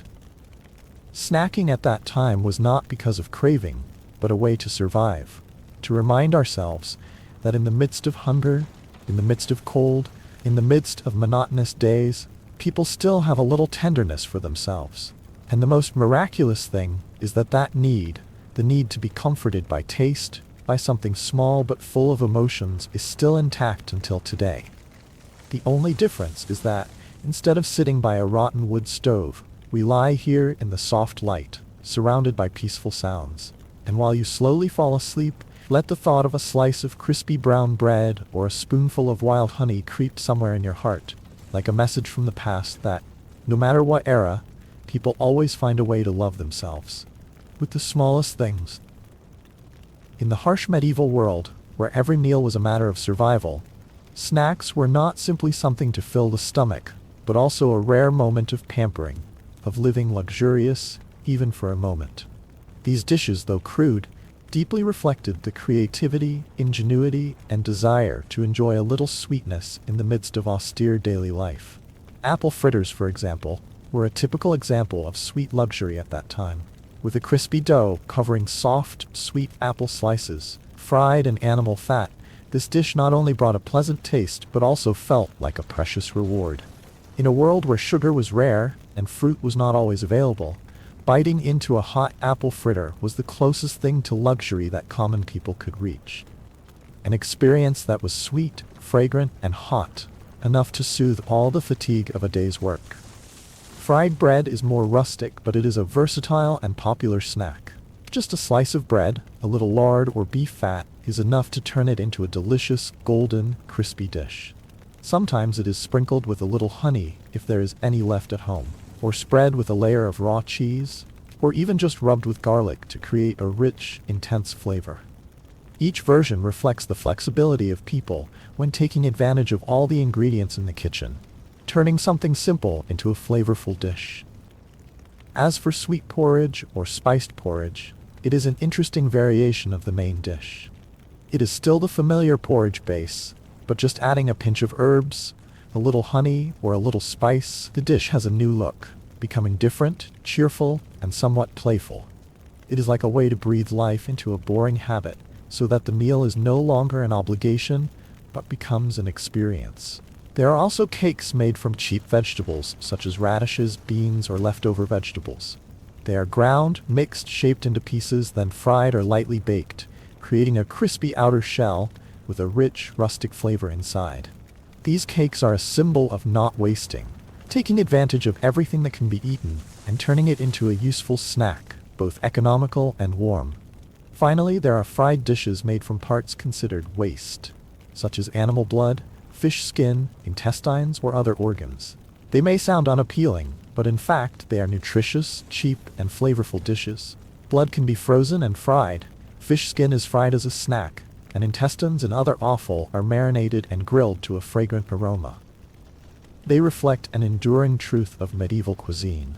Nothing was ever thrown away, everything could be eaten. if you knew how to prepare it and if you had the courage to taste it. All these snacks, though simple, speak volumes.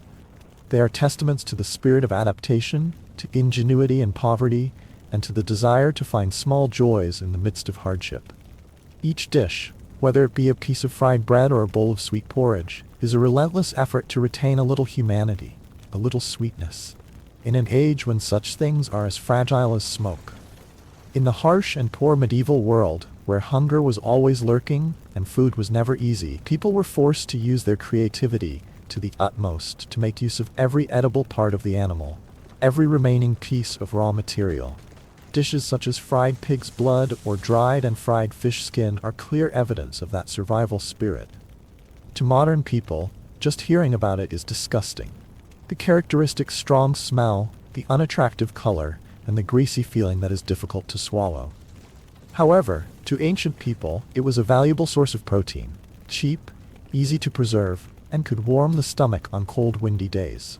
A piece of fried blood, crispy and fragrant, brought them not only calories, but also the feeling of surviving another day.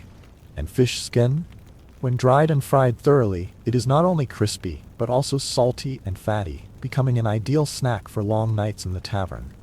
However, not all snacks had such austere appearance. Among the more affluent classes, well-to-do merchants, well-off families, or on major festivals, people could enjoy more luxurious dishes, fresh cheese, dried fruit, and nuts. The cheese was not the well-ripened or smooth kind like today, but was often fresh, slightly sour cheese eaten with black bread or sprinkled with a little salt.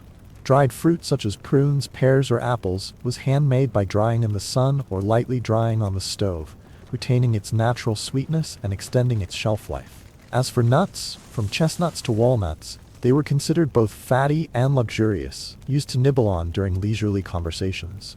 These dishes did not appear every day, but were usually only seen at major festivals, fairs, or aristocratic banquets.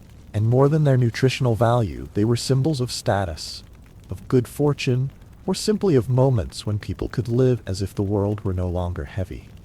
A slice of cheese, a few chestnuts, a piece of dried pear, small, but in the context of that time, it carried a sense of leisure and appreciation. Especially when accompanied by wine, they were not only food, but also rewards, signs of generosity and festive joy, where people could temporarily forget their daily hardships to laugh, tell stories, and share. Whether it was a dish that made use of waste or a luxury for special occasions, each type of medieval snack reflected an aspect of society at that time, from poverty, calculation, to the desire to enjoy, and a sense of community. Cuisine was more than just food. It was a way for people at that time to overcome adversity, sustain life, and find a little comfort in an uneasy world. Fast food in medieval society was not simply a matter of satisfying hunger or breathing in pleasure, but was also part of a larger picture of communal life, where food was not only consumed but also had cultural, spiritual, and symbolic meaning. Snacks often appeared not in the solitude of individuals, but in the leisurely atmosphere of fairs, festivals, or crowded markets, where people met, exchanged, and temporarily forgot to celebrate the new year. From fried turnip cakes on summer holidays to sweet porridge on Saint's Day, each dish was closely linked to the rhythm of time and the lunar calendar cycle, like a mark for the white pillars that the whole village awaited. In a society still full of difficulties, where the majority of people lived in conditions of deprivation, snacks appeared as a small luxury, simple but precious. It is the moments of enjoying something special, whether it's just a piece of hot donut or a fragrant chestnut, that give people hope and a sense of enjoyment, something that the hard work and harshness of daily life can easily overshadow. So snacks are not just about eating, but a way for people to retain a very human part, knowing how to enjoy, know how to look forward to, and know how to live in each small but meaningful moment. In the medieval world, where the rhythm of human life is closely linked to the quiet season, beliefs, and nature, eating is not only a normal activity, but also a ritual and a symbol. Many snacks were not created randomly or arbitrarily, but were closely linked to the tools of events during the year, such as Saint's Day, the Autumn War, or Christmas. These dishes, though simple, carry a special spiritual meaning, as a link between people and the sacred things they believe in. On the occasion of the Holy Week, the preparation of sweet dishes, such as honey bread or cereal porridge with herbs, is not only for worship, but also as a way to share joy and gratitude to the community. When the harvest season comes, in the midst of hard work in the fields, crispy fried dishes from radishes or baked cakes from seeds are used as spiritual rewards, marking the end and success of a farming season. And during Christmas, one of the most spiritual times of the year, snacks such as dried fruits, fresh apricots, or roasted chestnuts are shared in a cozy atmosphere, as a blessing and affection sent to each acquaintance. Such dishes, though sometimes made of very cheap ingredients, could still climb up a sense of sacredness, because they accompanied unrepeatable moments in the year. Therefore, they not only fed the body, but also the soul, making people feel that they were part of something great and cyclical, something that in a monotonous, rainy, and deprived world became more precious than ever. In the medieval world, where most of people's time was divided between death, labor, desire, and time to deal with danger, eating quickly, seemingly simple, had a much deeper meaning. It was not just the act of smashing something for fun, but a form of small luxury, a little quiet freedom in a life full of shortcomings and harshness. A piece of bread fried in fat, a spoonful of porridge sprinkled with honey or herbs, a slice of dried apple, or a piece of hard cheese.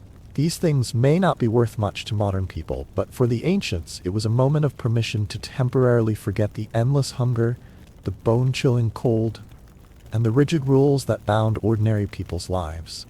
It was a moment that reminded them that, within each series of austere days, there was still room for a little enjoyment, however short and small. It was these small joys that helped people retain the human part of themselves, the part that knew how to enjoy, how to hope, how to feel the beauty and deliciousness in every little thing they had. It was a testament to the spirit of not giving up, to the desire to live not only to survive, but also to feel, to enjoy, even if it was just in a small piece of food. And so, snacking is not a trivial matter. It is a silent but powerful sign of resilience, of the instinct to seek light even in the darkest days of human history. In the context of medieval society, where religious beliefs strongly influenced the way people lived and thought, snacking, seemingly harmless and extremely simple, was a topic of simmering controversy. For some priests or people of the upper class, snacking was not only a purely physical act, but also had moral implications. They believed that eating outside of main meals, especially sweet or fragrant fried foods, was a manifestation of self-indulgence, a path that easily led to laziness, greed, and even moral decadence.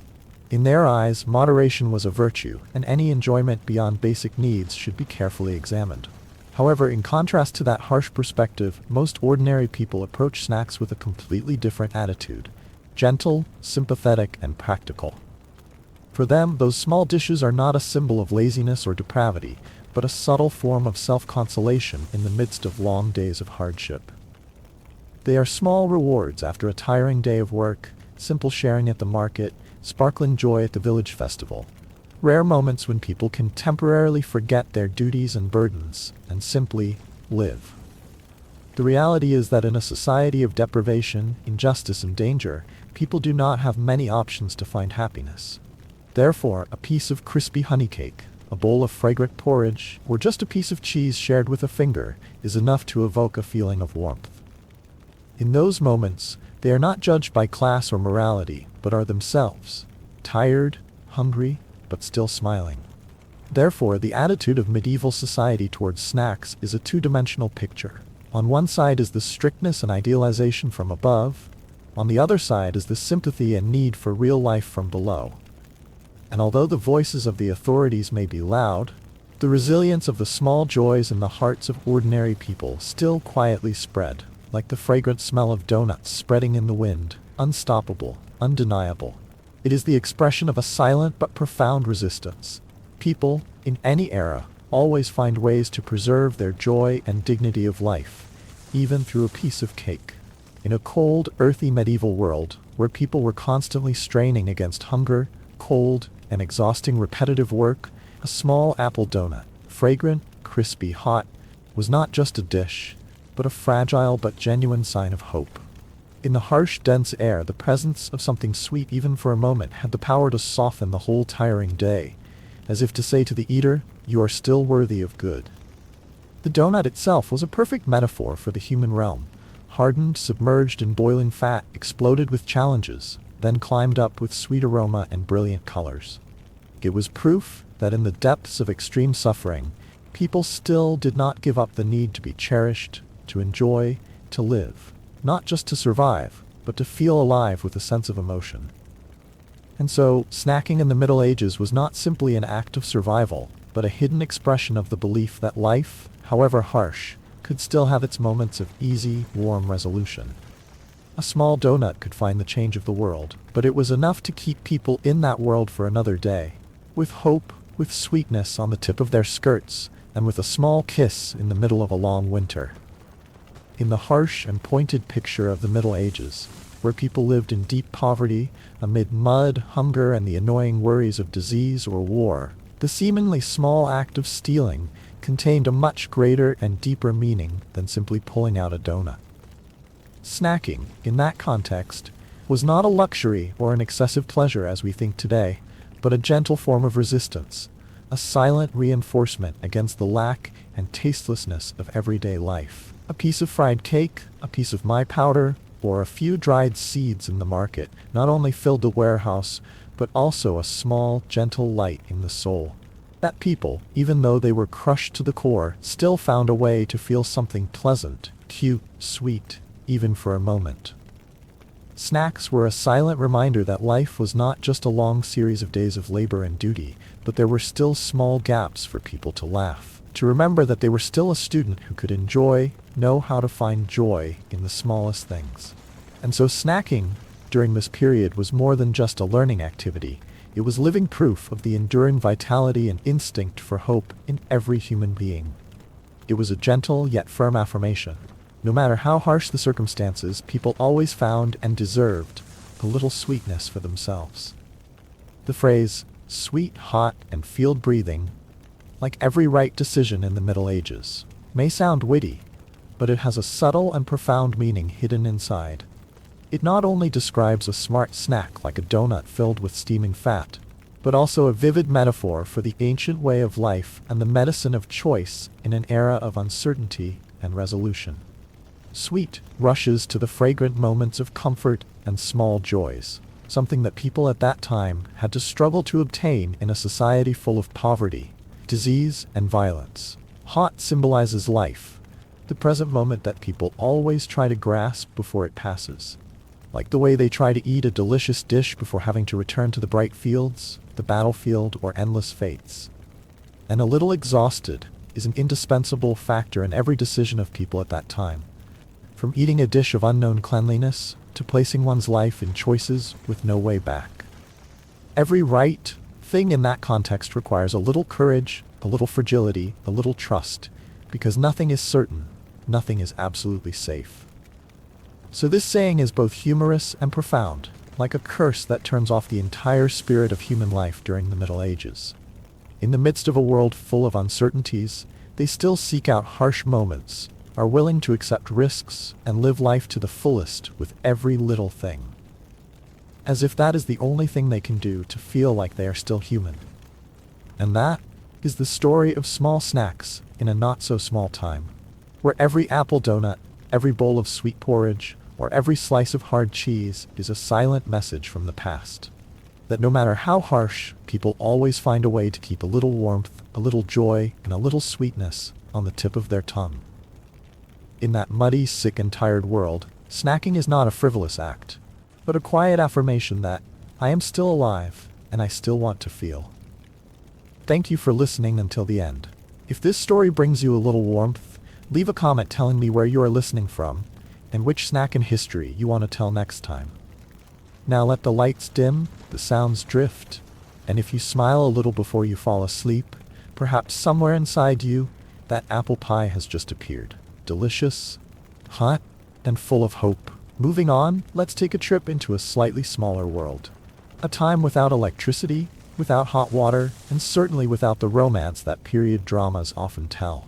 It was a time of plagues, of dangerous punishments, and of snacks. Strange, crude, but with a whole era in their flavors.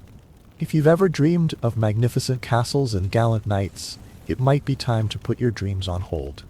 Because the truth is, you probably wouldn't last more than a day in that world.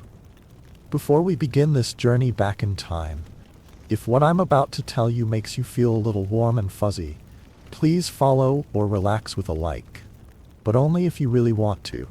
And if you're listening in some corner of the world, tell me where you are, what time it is, so we know that, despite being thousands of miles apart, we're all listening together tonight. Now, dim the lights in the room, maybe turn on a little inspiration to create a soft, soothing background, and then take a deep breath, because we're about to start another night, a normal one. A night without Wi-Fi, without a soft mattress, without air conditioning. Just you, waking up on a damp morning in 1325. The good news, you're alive. The bad news, so is armor. There you are on a simple squishy chimney pad made of hay and thyme. Not a pleasant smell, but something old, earthy, furry, and a little like an old barn floor, because it was a barn floor just a few months ago.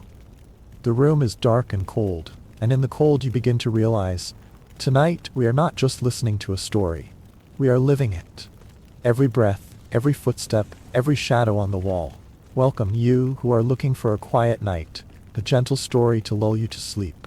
Tonight, instead of modern lights and hurried noise, we will quietly drift together to a distant era, where everything was slow, primitive, and sometimes cruelly harsh. This is not a glamorous journey with chivalrous knights or glittering golden castles. This is a return to 1325. A world where every day was a test of survival, where a dry loaf of bread or a bowl of thin porridge carried a story of existence. Let us put aside all the worries of the present. If you are lying in a warm bed, with a soft nightlight and a fan quietly humming like a lullaby, then slow down. Slow enough that you can feel the wind whistling through the thatched roofs. The smoke from the kitchens drifting between the earthen houses, and the smell of rotting straw mingling with the sighs of a century gone to sleep. And in that moment, while you are still awake and your heart is still listening, let me take you through the small steps of a day in a medieval world.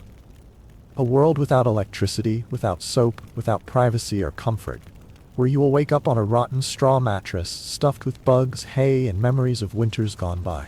The good news is that you are still alive. The bad news is, so are the bugs. But don't worry, this story is not meant to scare you. It is a lullaby from the past. Gentle, strange, and a little funny. A slow ballad of life where despite the mud, sickness, and deprivation, people still find a way to love, to hope, and to smile, even with just a cold mouthful of porridge or the faint sunlight filtering through the leaves. So relax.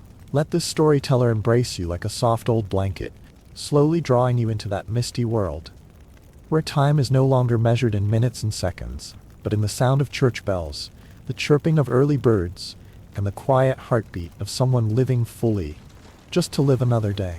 Medieval mornings were not a gentle song waking you up to the warm sunlight, nor a cup of hot, aromatic coffee waiting by your bed. Instead, you woke to the sound of church bells echoing through the thick fog and damp air, the harsh sound a stern reminder that another day of work had begun. There was no time to hesitate, no privacy to linger over the quiet moment, just cold, hunger, and the familiar presence of dust, insects, and sometimes even pets sleeping nearby. You opened your eyes in a simple wooden house. No windows, no soundproof walls, just a small room shared by the whole family, a few animals, and the familiar sound of the wind whistling through the cracks between the rough planks. You were lying on a bed of dry straw, or rather a makeshift mattress, damp and musty, smelling of earth, sweat, and barns. The blanket is a thick piece of cloth, stiff with dirt and time, heavy as a memory no one wants to recall. The cold of early morning seeps through each thin layer of clothing, making your body shiver as soon as you try to move. Your spine creaks, your knees are dry as if they have lived through decades, even though you have only just reached your 20s, an age that back then was considered halfway through life. No dreams follow sleep. Only the harsh presence of reality, the cold ground covered with footprints and chicken droppings, the glimmer of early morning light that cannot dispel the mist. The mixed smell of damp straw, old kitchen smoke, and human body odor crowded into the small space. And amidst all this, you begin your day. Not with excitement, but with a quiet survival instinct. No expectations, no choices, just a journey from night to day, with all that is left in a tired body and a mind accustomed to patience. If you are still awake at this hour, let your heart be soothed by that image, an ancient early morning. Not flashy, not pleasant, but quiet and real, like a fragile breath of a human being at the end of deprivation. And then, let yourself gently drift off to sleep, as if you were lying somewhere on the old straw, next to the simple souls who once lived, loved, and suffered in that distant past. In the medieval world, the concept of personal hygiene needs, the most basic thing in human life, was a harsh, risky, and shameful challenge. Before the sun had even risen high, you were forced to face the urgent needs of your body without any place called privacy. There are no toilets, no shiny tiled toilets, and certainly no bidets, sinks, or hot water. Instead, you can choose between a wooden bucket behind your house, if you're lucky, or find a secluded bush in the village street to relieve yourself. And if you're in a crowded town, things get even weirder. Here, people often handle their waste in a very straightforward way. Carry the bucket containing both solid and liquid waste straight out of the second-floor window, shout a loud "Gardez-le" to warn passers-by below, and then dump it all into the street. The phrase comes from the Old French "Gardez-l'eau," meaning beware of dirty water. But let's be honest, no one has time to dodge. The narrow, crowded, cramped streets of medieval towns are like dark brown rivers, sparkling in the afternoon sun with substances that no one wants to name. Human excrement, urine, food waste, animal carcasses, and all manner of other liquid mysteries poured into the streets. A thick, stench-filled mixture of primitive life, unfiltered by any civilized filter. If you think public toilets are a lifesaver, you might want to think again. Public toilets in those days were small wooden shacks, in which people sat so close together that their elbows touched the person next to them. There were no partitions, no locked doors. Going to the bathroom was an almost communal activity, where small talk took place while each person tried to concentrate on their own task. There was no toilet paper. People used straw, leaves, rags, or nothing at all. In the bitter cold of winter, the feeling was certainly memorable, but not in a pleasant way. And if you thought living in a castle would be any better, well, sorry, the reality is much darker. Castles often had a garderobe, a small niche resembling a toilet, with a hole cut in the wall through which waste fell straight into the moats surrounding the castle. The idea sounds convenient until you realize that enemies would sometimes emerge from that very hole. Yes, some raids began in the most unexpected place: the sewer system. In the dank, stinking darkness, assassins would weave their way through cramped pipes only to enter the castle through the anus of the toilet structure.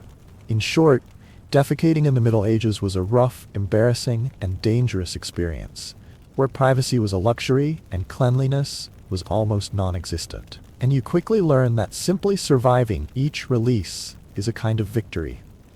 It's hard to believe that it's part of the human quotidian rhythm, but for them it's not a quirk, it's simply a very real, very primal part of life.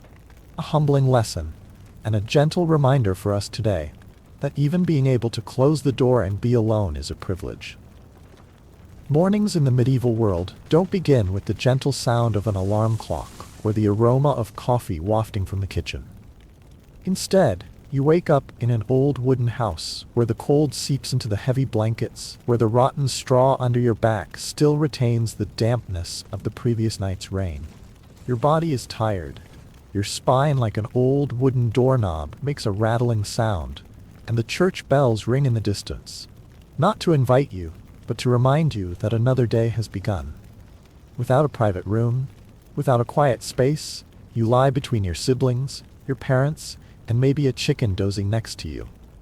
Life is crowded, with snoring, the sound of wind whistling through the cracks in the unsealed walls, the smells of people and things mingling together as a natural part of the morning. You open your eyes, not because you are ready, but because you have no other choice. Breakfast awaits you in the corner of the kitchen, where a warm pottage, a thick porridge reheated yesterday or last week, is still bubbling quietly. It is not a delicacy, but the only thing, Beside it is a piece of dark, hard bread, broken in half reluctantly under your hand. Coffee? No. Hot tea? Still a luxury. Instead, you take a sip of light beer, the kind of light beer that even children drink, because well water is full of bacteria, and few people dare to trust rivers. That menu is not for enjoyment. It exists only to give you the strength to move on. But the strange thing is, amidst all that misery, there is still something very human. A piece of cake shared with a child, a mouthful of porridge given to an elderly person, or a soft laugh when someone jokes that this piece of cake can be used as a weapon against bad guys. And so, life passes quietly, not flashy, not easy, but not completely lacking in warmth. A medieval morning, though harsh, has its own gentleness. A gentleness that comes from patience, from quiet sharing, and from the way people find a little light, however fragile, in the thick darkness of the times they live in. So, if you are lying in a clean bed, with soft blankets and a dim light, then close your eyes, take a deep breath, and be grateful. Because even in the simplest things, a good night's sleep, a good breakfast, there's a long history of people who lived in poverty so that we can live in peace today. Good night, and see you in your dreams. Maybe in a small medieval market corner where the bread is still hard, the beer is still weak, but the people are extremely warm. In the medieval world, clothing was not a choice, it was a matter of fate. There were no wardrobes, no seasonal changes, and no concept of what to wear today. Each person typically owned just one set of clothes, made of coarse, heavy, itchy wool that carried the smell of sweat, smoke, and dust for months on end. It was not just a garment, but a repository for every day of toil, every bend in the ground, every cold night, curled up in damp straw. There were no washing machines, no soap. And doing laundry was not a weekly ritual, but an ordeal. To wash a shirt, you had to carry water from the river, boil it on a wood stove, scrub it with ashes, and then dry it in the sun, if you were lucky enough to have any. For the most part, people wore the same thing, letting the dust and sweat dry in the wind, and letting their bodies get used to its old smell. Same with shoes. Simple, hand-sewn leather shoes, not waterproof, not padded, were reserved for the wealthy. The majority of commoners walked barefoot, through mud, rocks, animal dung, rotting straw. Their feet were calloused over the years like another layer of skin to fight against the world below. And then came the inevitable. Lice, fleas, ticks, and scabies. Tiny but persistent creatures living in every fold of clothing, in the hairline, and between the backs. People scratched their heads while talking, their necks while eating, their feet while resting. Not out of impoliteness, but because it was part of the daily rhythm of life. No one judged, because everyone was scratching. No perfume, no lotion, skin peeled, hair sticky, sweat mixed with ash and grease, creating a human smell that could not be washed off, could only be learned to accept. The body was not to be pampered, but to be endured. And in that endurance, one finds endurance. A kind of quiet, yet intense survival. So if tonight you are sitting in a quiet room, with clean water to wash your face, a soft towel to dry your hands, and a sun-scented shirt to sleep in, smile. Not because you are rich, but because you live in a world where cleanliness and comfort are no longer luxuries. A world where the simplest things, like the smooth feel of clean fabric on your skin, or the warmth of dry socks, can be enough to become a gentle miracle, lulling you into a peaceful sleep. Close your eyes for a moment. Imagine you've just woken up in a small wooden house in 1325, with the dim morning light filtering through the cold cracks in the walls, and the church bells ringing as a reminder that another long, harsh day has begun. You sit up from the damp straw, shift under the thick blankets covered in dust and human breath, and wince involuntarily at the familiar sharp pain in your teeth. Another night you've been interrupted by the dull ache from your decayed tooth. And this time it's gone too deep. In those days, no one taught you how to take care of your teeth. Toothbrushes were unheard of. Toothpaste was non-existent, and the idea of dental hygiene was a vague luxury. Some people chewed twigs or rinsed their mouths with wine, out of habit and not because of any obvious benefit. For the most part, they let their teeth decide their fate. And when the pain becomes unbearable, no caring dentist comes to you. Only the village barber, with rusty iron pliers in his hands, who shaved your hair yesterday afternoon, will now pull your tooth without anesthesia, without hygiene, promising nothing but searing pain. A rotten tooth is more than a minor pain. It can be a death sentence hanging over your head. When bacteria creep into the bloodstream and nothing can stop it, fever will rise, delirium will come, and death will be gentle, silent, without warning. Just from a tooth. A tiny cavity, no one will care. And so, in those Middle Ages, a smile was a luxury. No one dared to laugh loudly, no one showed their teeth. They spoke with breath that smelled of moldy grain, old and rotten food. Marriage was not for romance. It was for land, cattle, and arrangements. No one falls in love because of a smile, because of white teeth, because that is as rare as moonlight in a winter of thick dew. So if you are now lying in a clean bed, brushing your teeth, and preparing to go to bed with a fresh breath, let your heart calm down a bit and be grateful. Not only because you do not have to endure a dull toothache, but because you are living in an age that knows how to heal, knows how to be gentle, knows how to care for even the little things, like a sore tooth, a fresh breath, or a smile that needs no hiding. And if sleep begins to come, let your dreams take you there, where every healthy laugh is no longer a miracle, but normal, gentle, and very precious. Imagine you are standing in the middle of a cracked field before the sun has even risen. The morning dew has soaked into your clothes, numbing your skin, but you still have to bend down, starting a day of work like any other. In the medieval world, there was no concept of working hours or rest time. When the sun rose, you picked up your hoe, and when it was completely dark, you could sit down, if you were lucky. Work was not just a condition for survival, but the only way to survive. You did not work for yourself. You worked on the Lord's land, harvesting crops to pay taxes, in exchange for the right to stay on that land, to avoid being evicted, to have food to eat through the winter. The tools of labor were primitive, sometimes just bare hands, a broken hoe, a blunt sickle, but you still had to use them to plow, to dig, to sow seeds, regardless of your sore back, blistered hands, or blistered feet, in rotten leather shoes. Women do not have the privilege of staying at home. They do everything men do, plus the unnamed work. Taking care of the children, making fires, cooking, weaving, mending clothes, carrying water from distant wells.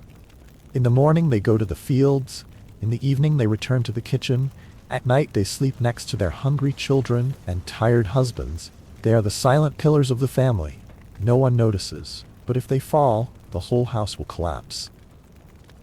Children do not have a proper childhood. From the age of 5 they start working, picking grass, tending the fire, herding geese, chasing rats in the barn.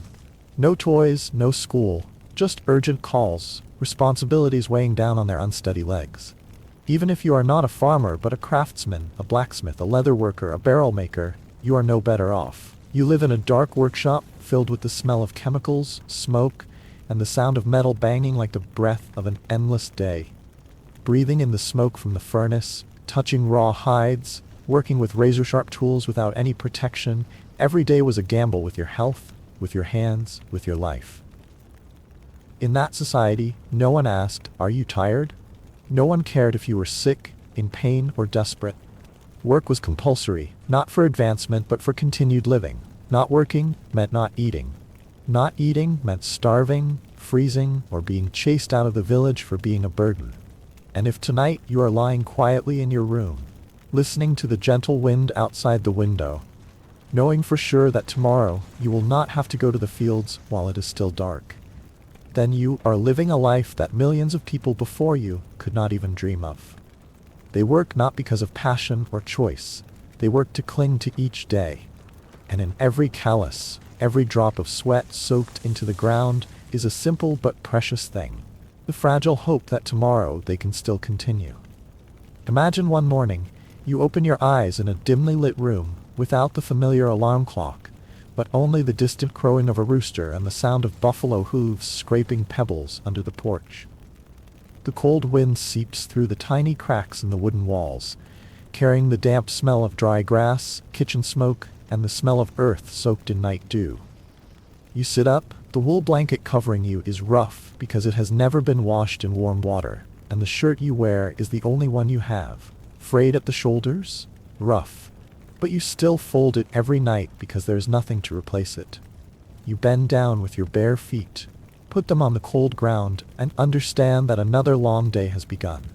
No toothpaste, no mirror, no hot coffee to start, just a bowl of thick porridge made from wilted vegetables and the remains of the day before, plus a slice of bread so hard that you need both hands and a little luck to break it. If you need to relieve yourself, don't expect a private toilet. Maybe just a wooden bucket placed temporarily behind the house or an empty space by the fence. And when you're done, you shout "Gardaloo" as a warning before dumping the waste on the street, he's hoping that someone passing by will have time to avoid it. In winter, you shiver with cold. In summer, you sweat endlessly. And each season brings its own fatigue, when the weather is not something to complain about, but something you have to endure to survive. You live with lice, with fleas, with itching, and dark red scratches that no one is surprised to see. If you have a toothache, pray to God. If you have a fever, hope it goes away. And if not, maybe a priest will cut your skin to release the bad humors. And yet, the strange thing is, in the midst of all this, people still live. They still love, still laugh, still sit together in the evening to tell old stories, to roast a piece of cake on hot coals, to give each other gentle looks in that rough and dark world. So if you are lying on a soft bed, under the soft light, between the steady sound of the fan and my slow story, let your mind drift quietly to another era. There, every day that passes is a small battle, and every sleep, even just a peaceful night, is a gift. Not because it is perfect, but because the people there know how to cherish every moment, every piece of cake, every small dream in the midst of a struggling life. And who knows, in the steady breath you are breathing now, there is also something left, of an old soul, still learning to live, learning to smile, even when the world is not easy. So, just close your eyes and let this story lull you into a sweet dream. As the sun sets behind the distant hills and the last light of day gives way to the damp, chilly air of a medieval night, you return to your humble home after a tiring day of labor. Your stomach growls, and you look forward to dinner as a final consolation, a small reward for all the sweat and pain from your spine to the soles of your feet. But what awaits you on the dinner table reminds you that, in this day and age, food is not a source of life. It is sometimes a source of danger. Meat, if there is any, is often spoiled. Unrefrigerated, it hangs in the kitchen for weeks, even months, where flies swarm and rats rummage. The bread is hard as a rock, laced with bran or bark powder to extend its life, but it makes your stomach clench as if it were being squeezed from the inside. The porridge is thick as mud, black and smells of wilted vegetables, rotten turnips, or the remains of bones from the landlord's feast last week. In years of bad harvests, the mold that grew on barley was indistinguishable. People who ate bread contaminated with ergot, a dangerous fungus, could suffer violent convulsions, terrifying hallucinations, and even death. Some nights, entire villages would see apparitions, which were actually psychotic episodes from the dinner table. Spices, if you ever dreamed of them, were the preserve of the rich. A pinch of pepper could cost more than a month's wages. Salt was so precious that it was kept in locked chests like gold. And if a commoner was so hungry that he risked trapping a hare, even for a pot of soup, the price might be arrest, beating, or hanging in the marketplace as a chilling warning. Food is not for the poor if it belongs to the Lord. And so you huddled by the flickering fire, chewing dry bread, silently contemplating the silent injustice of each dish. Dinner in the medieval world was not a place to find delicious food, but a place to better understand survival. Fragile, full of danger, but still continuing every day, like the people who lived in it. In the dark picture of the Middle Ages, where life was already harsh, women had to shoulder a much narrower and more painful destiny.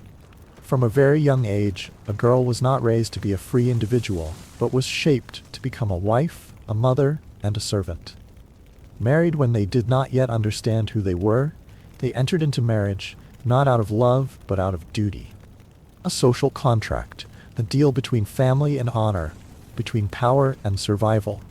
Childbirth, the most sacred thing in a human life, was the most dangerous thing for women at that time.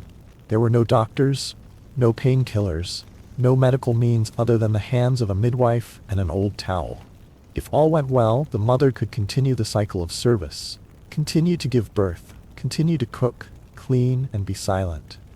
But just a small accident, hemorrhage, infection, breech baby, and life could disappear right there on the straw bed, leaving only the cry of a child or the sorrowful sigh of a husband.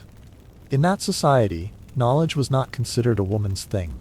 Education was a male privilege, and women who were literate, thoughtful, or daring to live independently were often looked at with caution.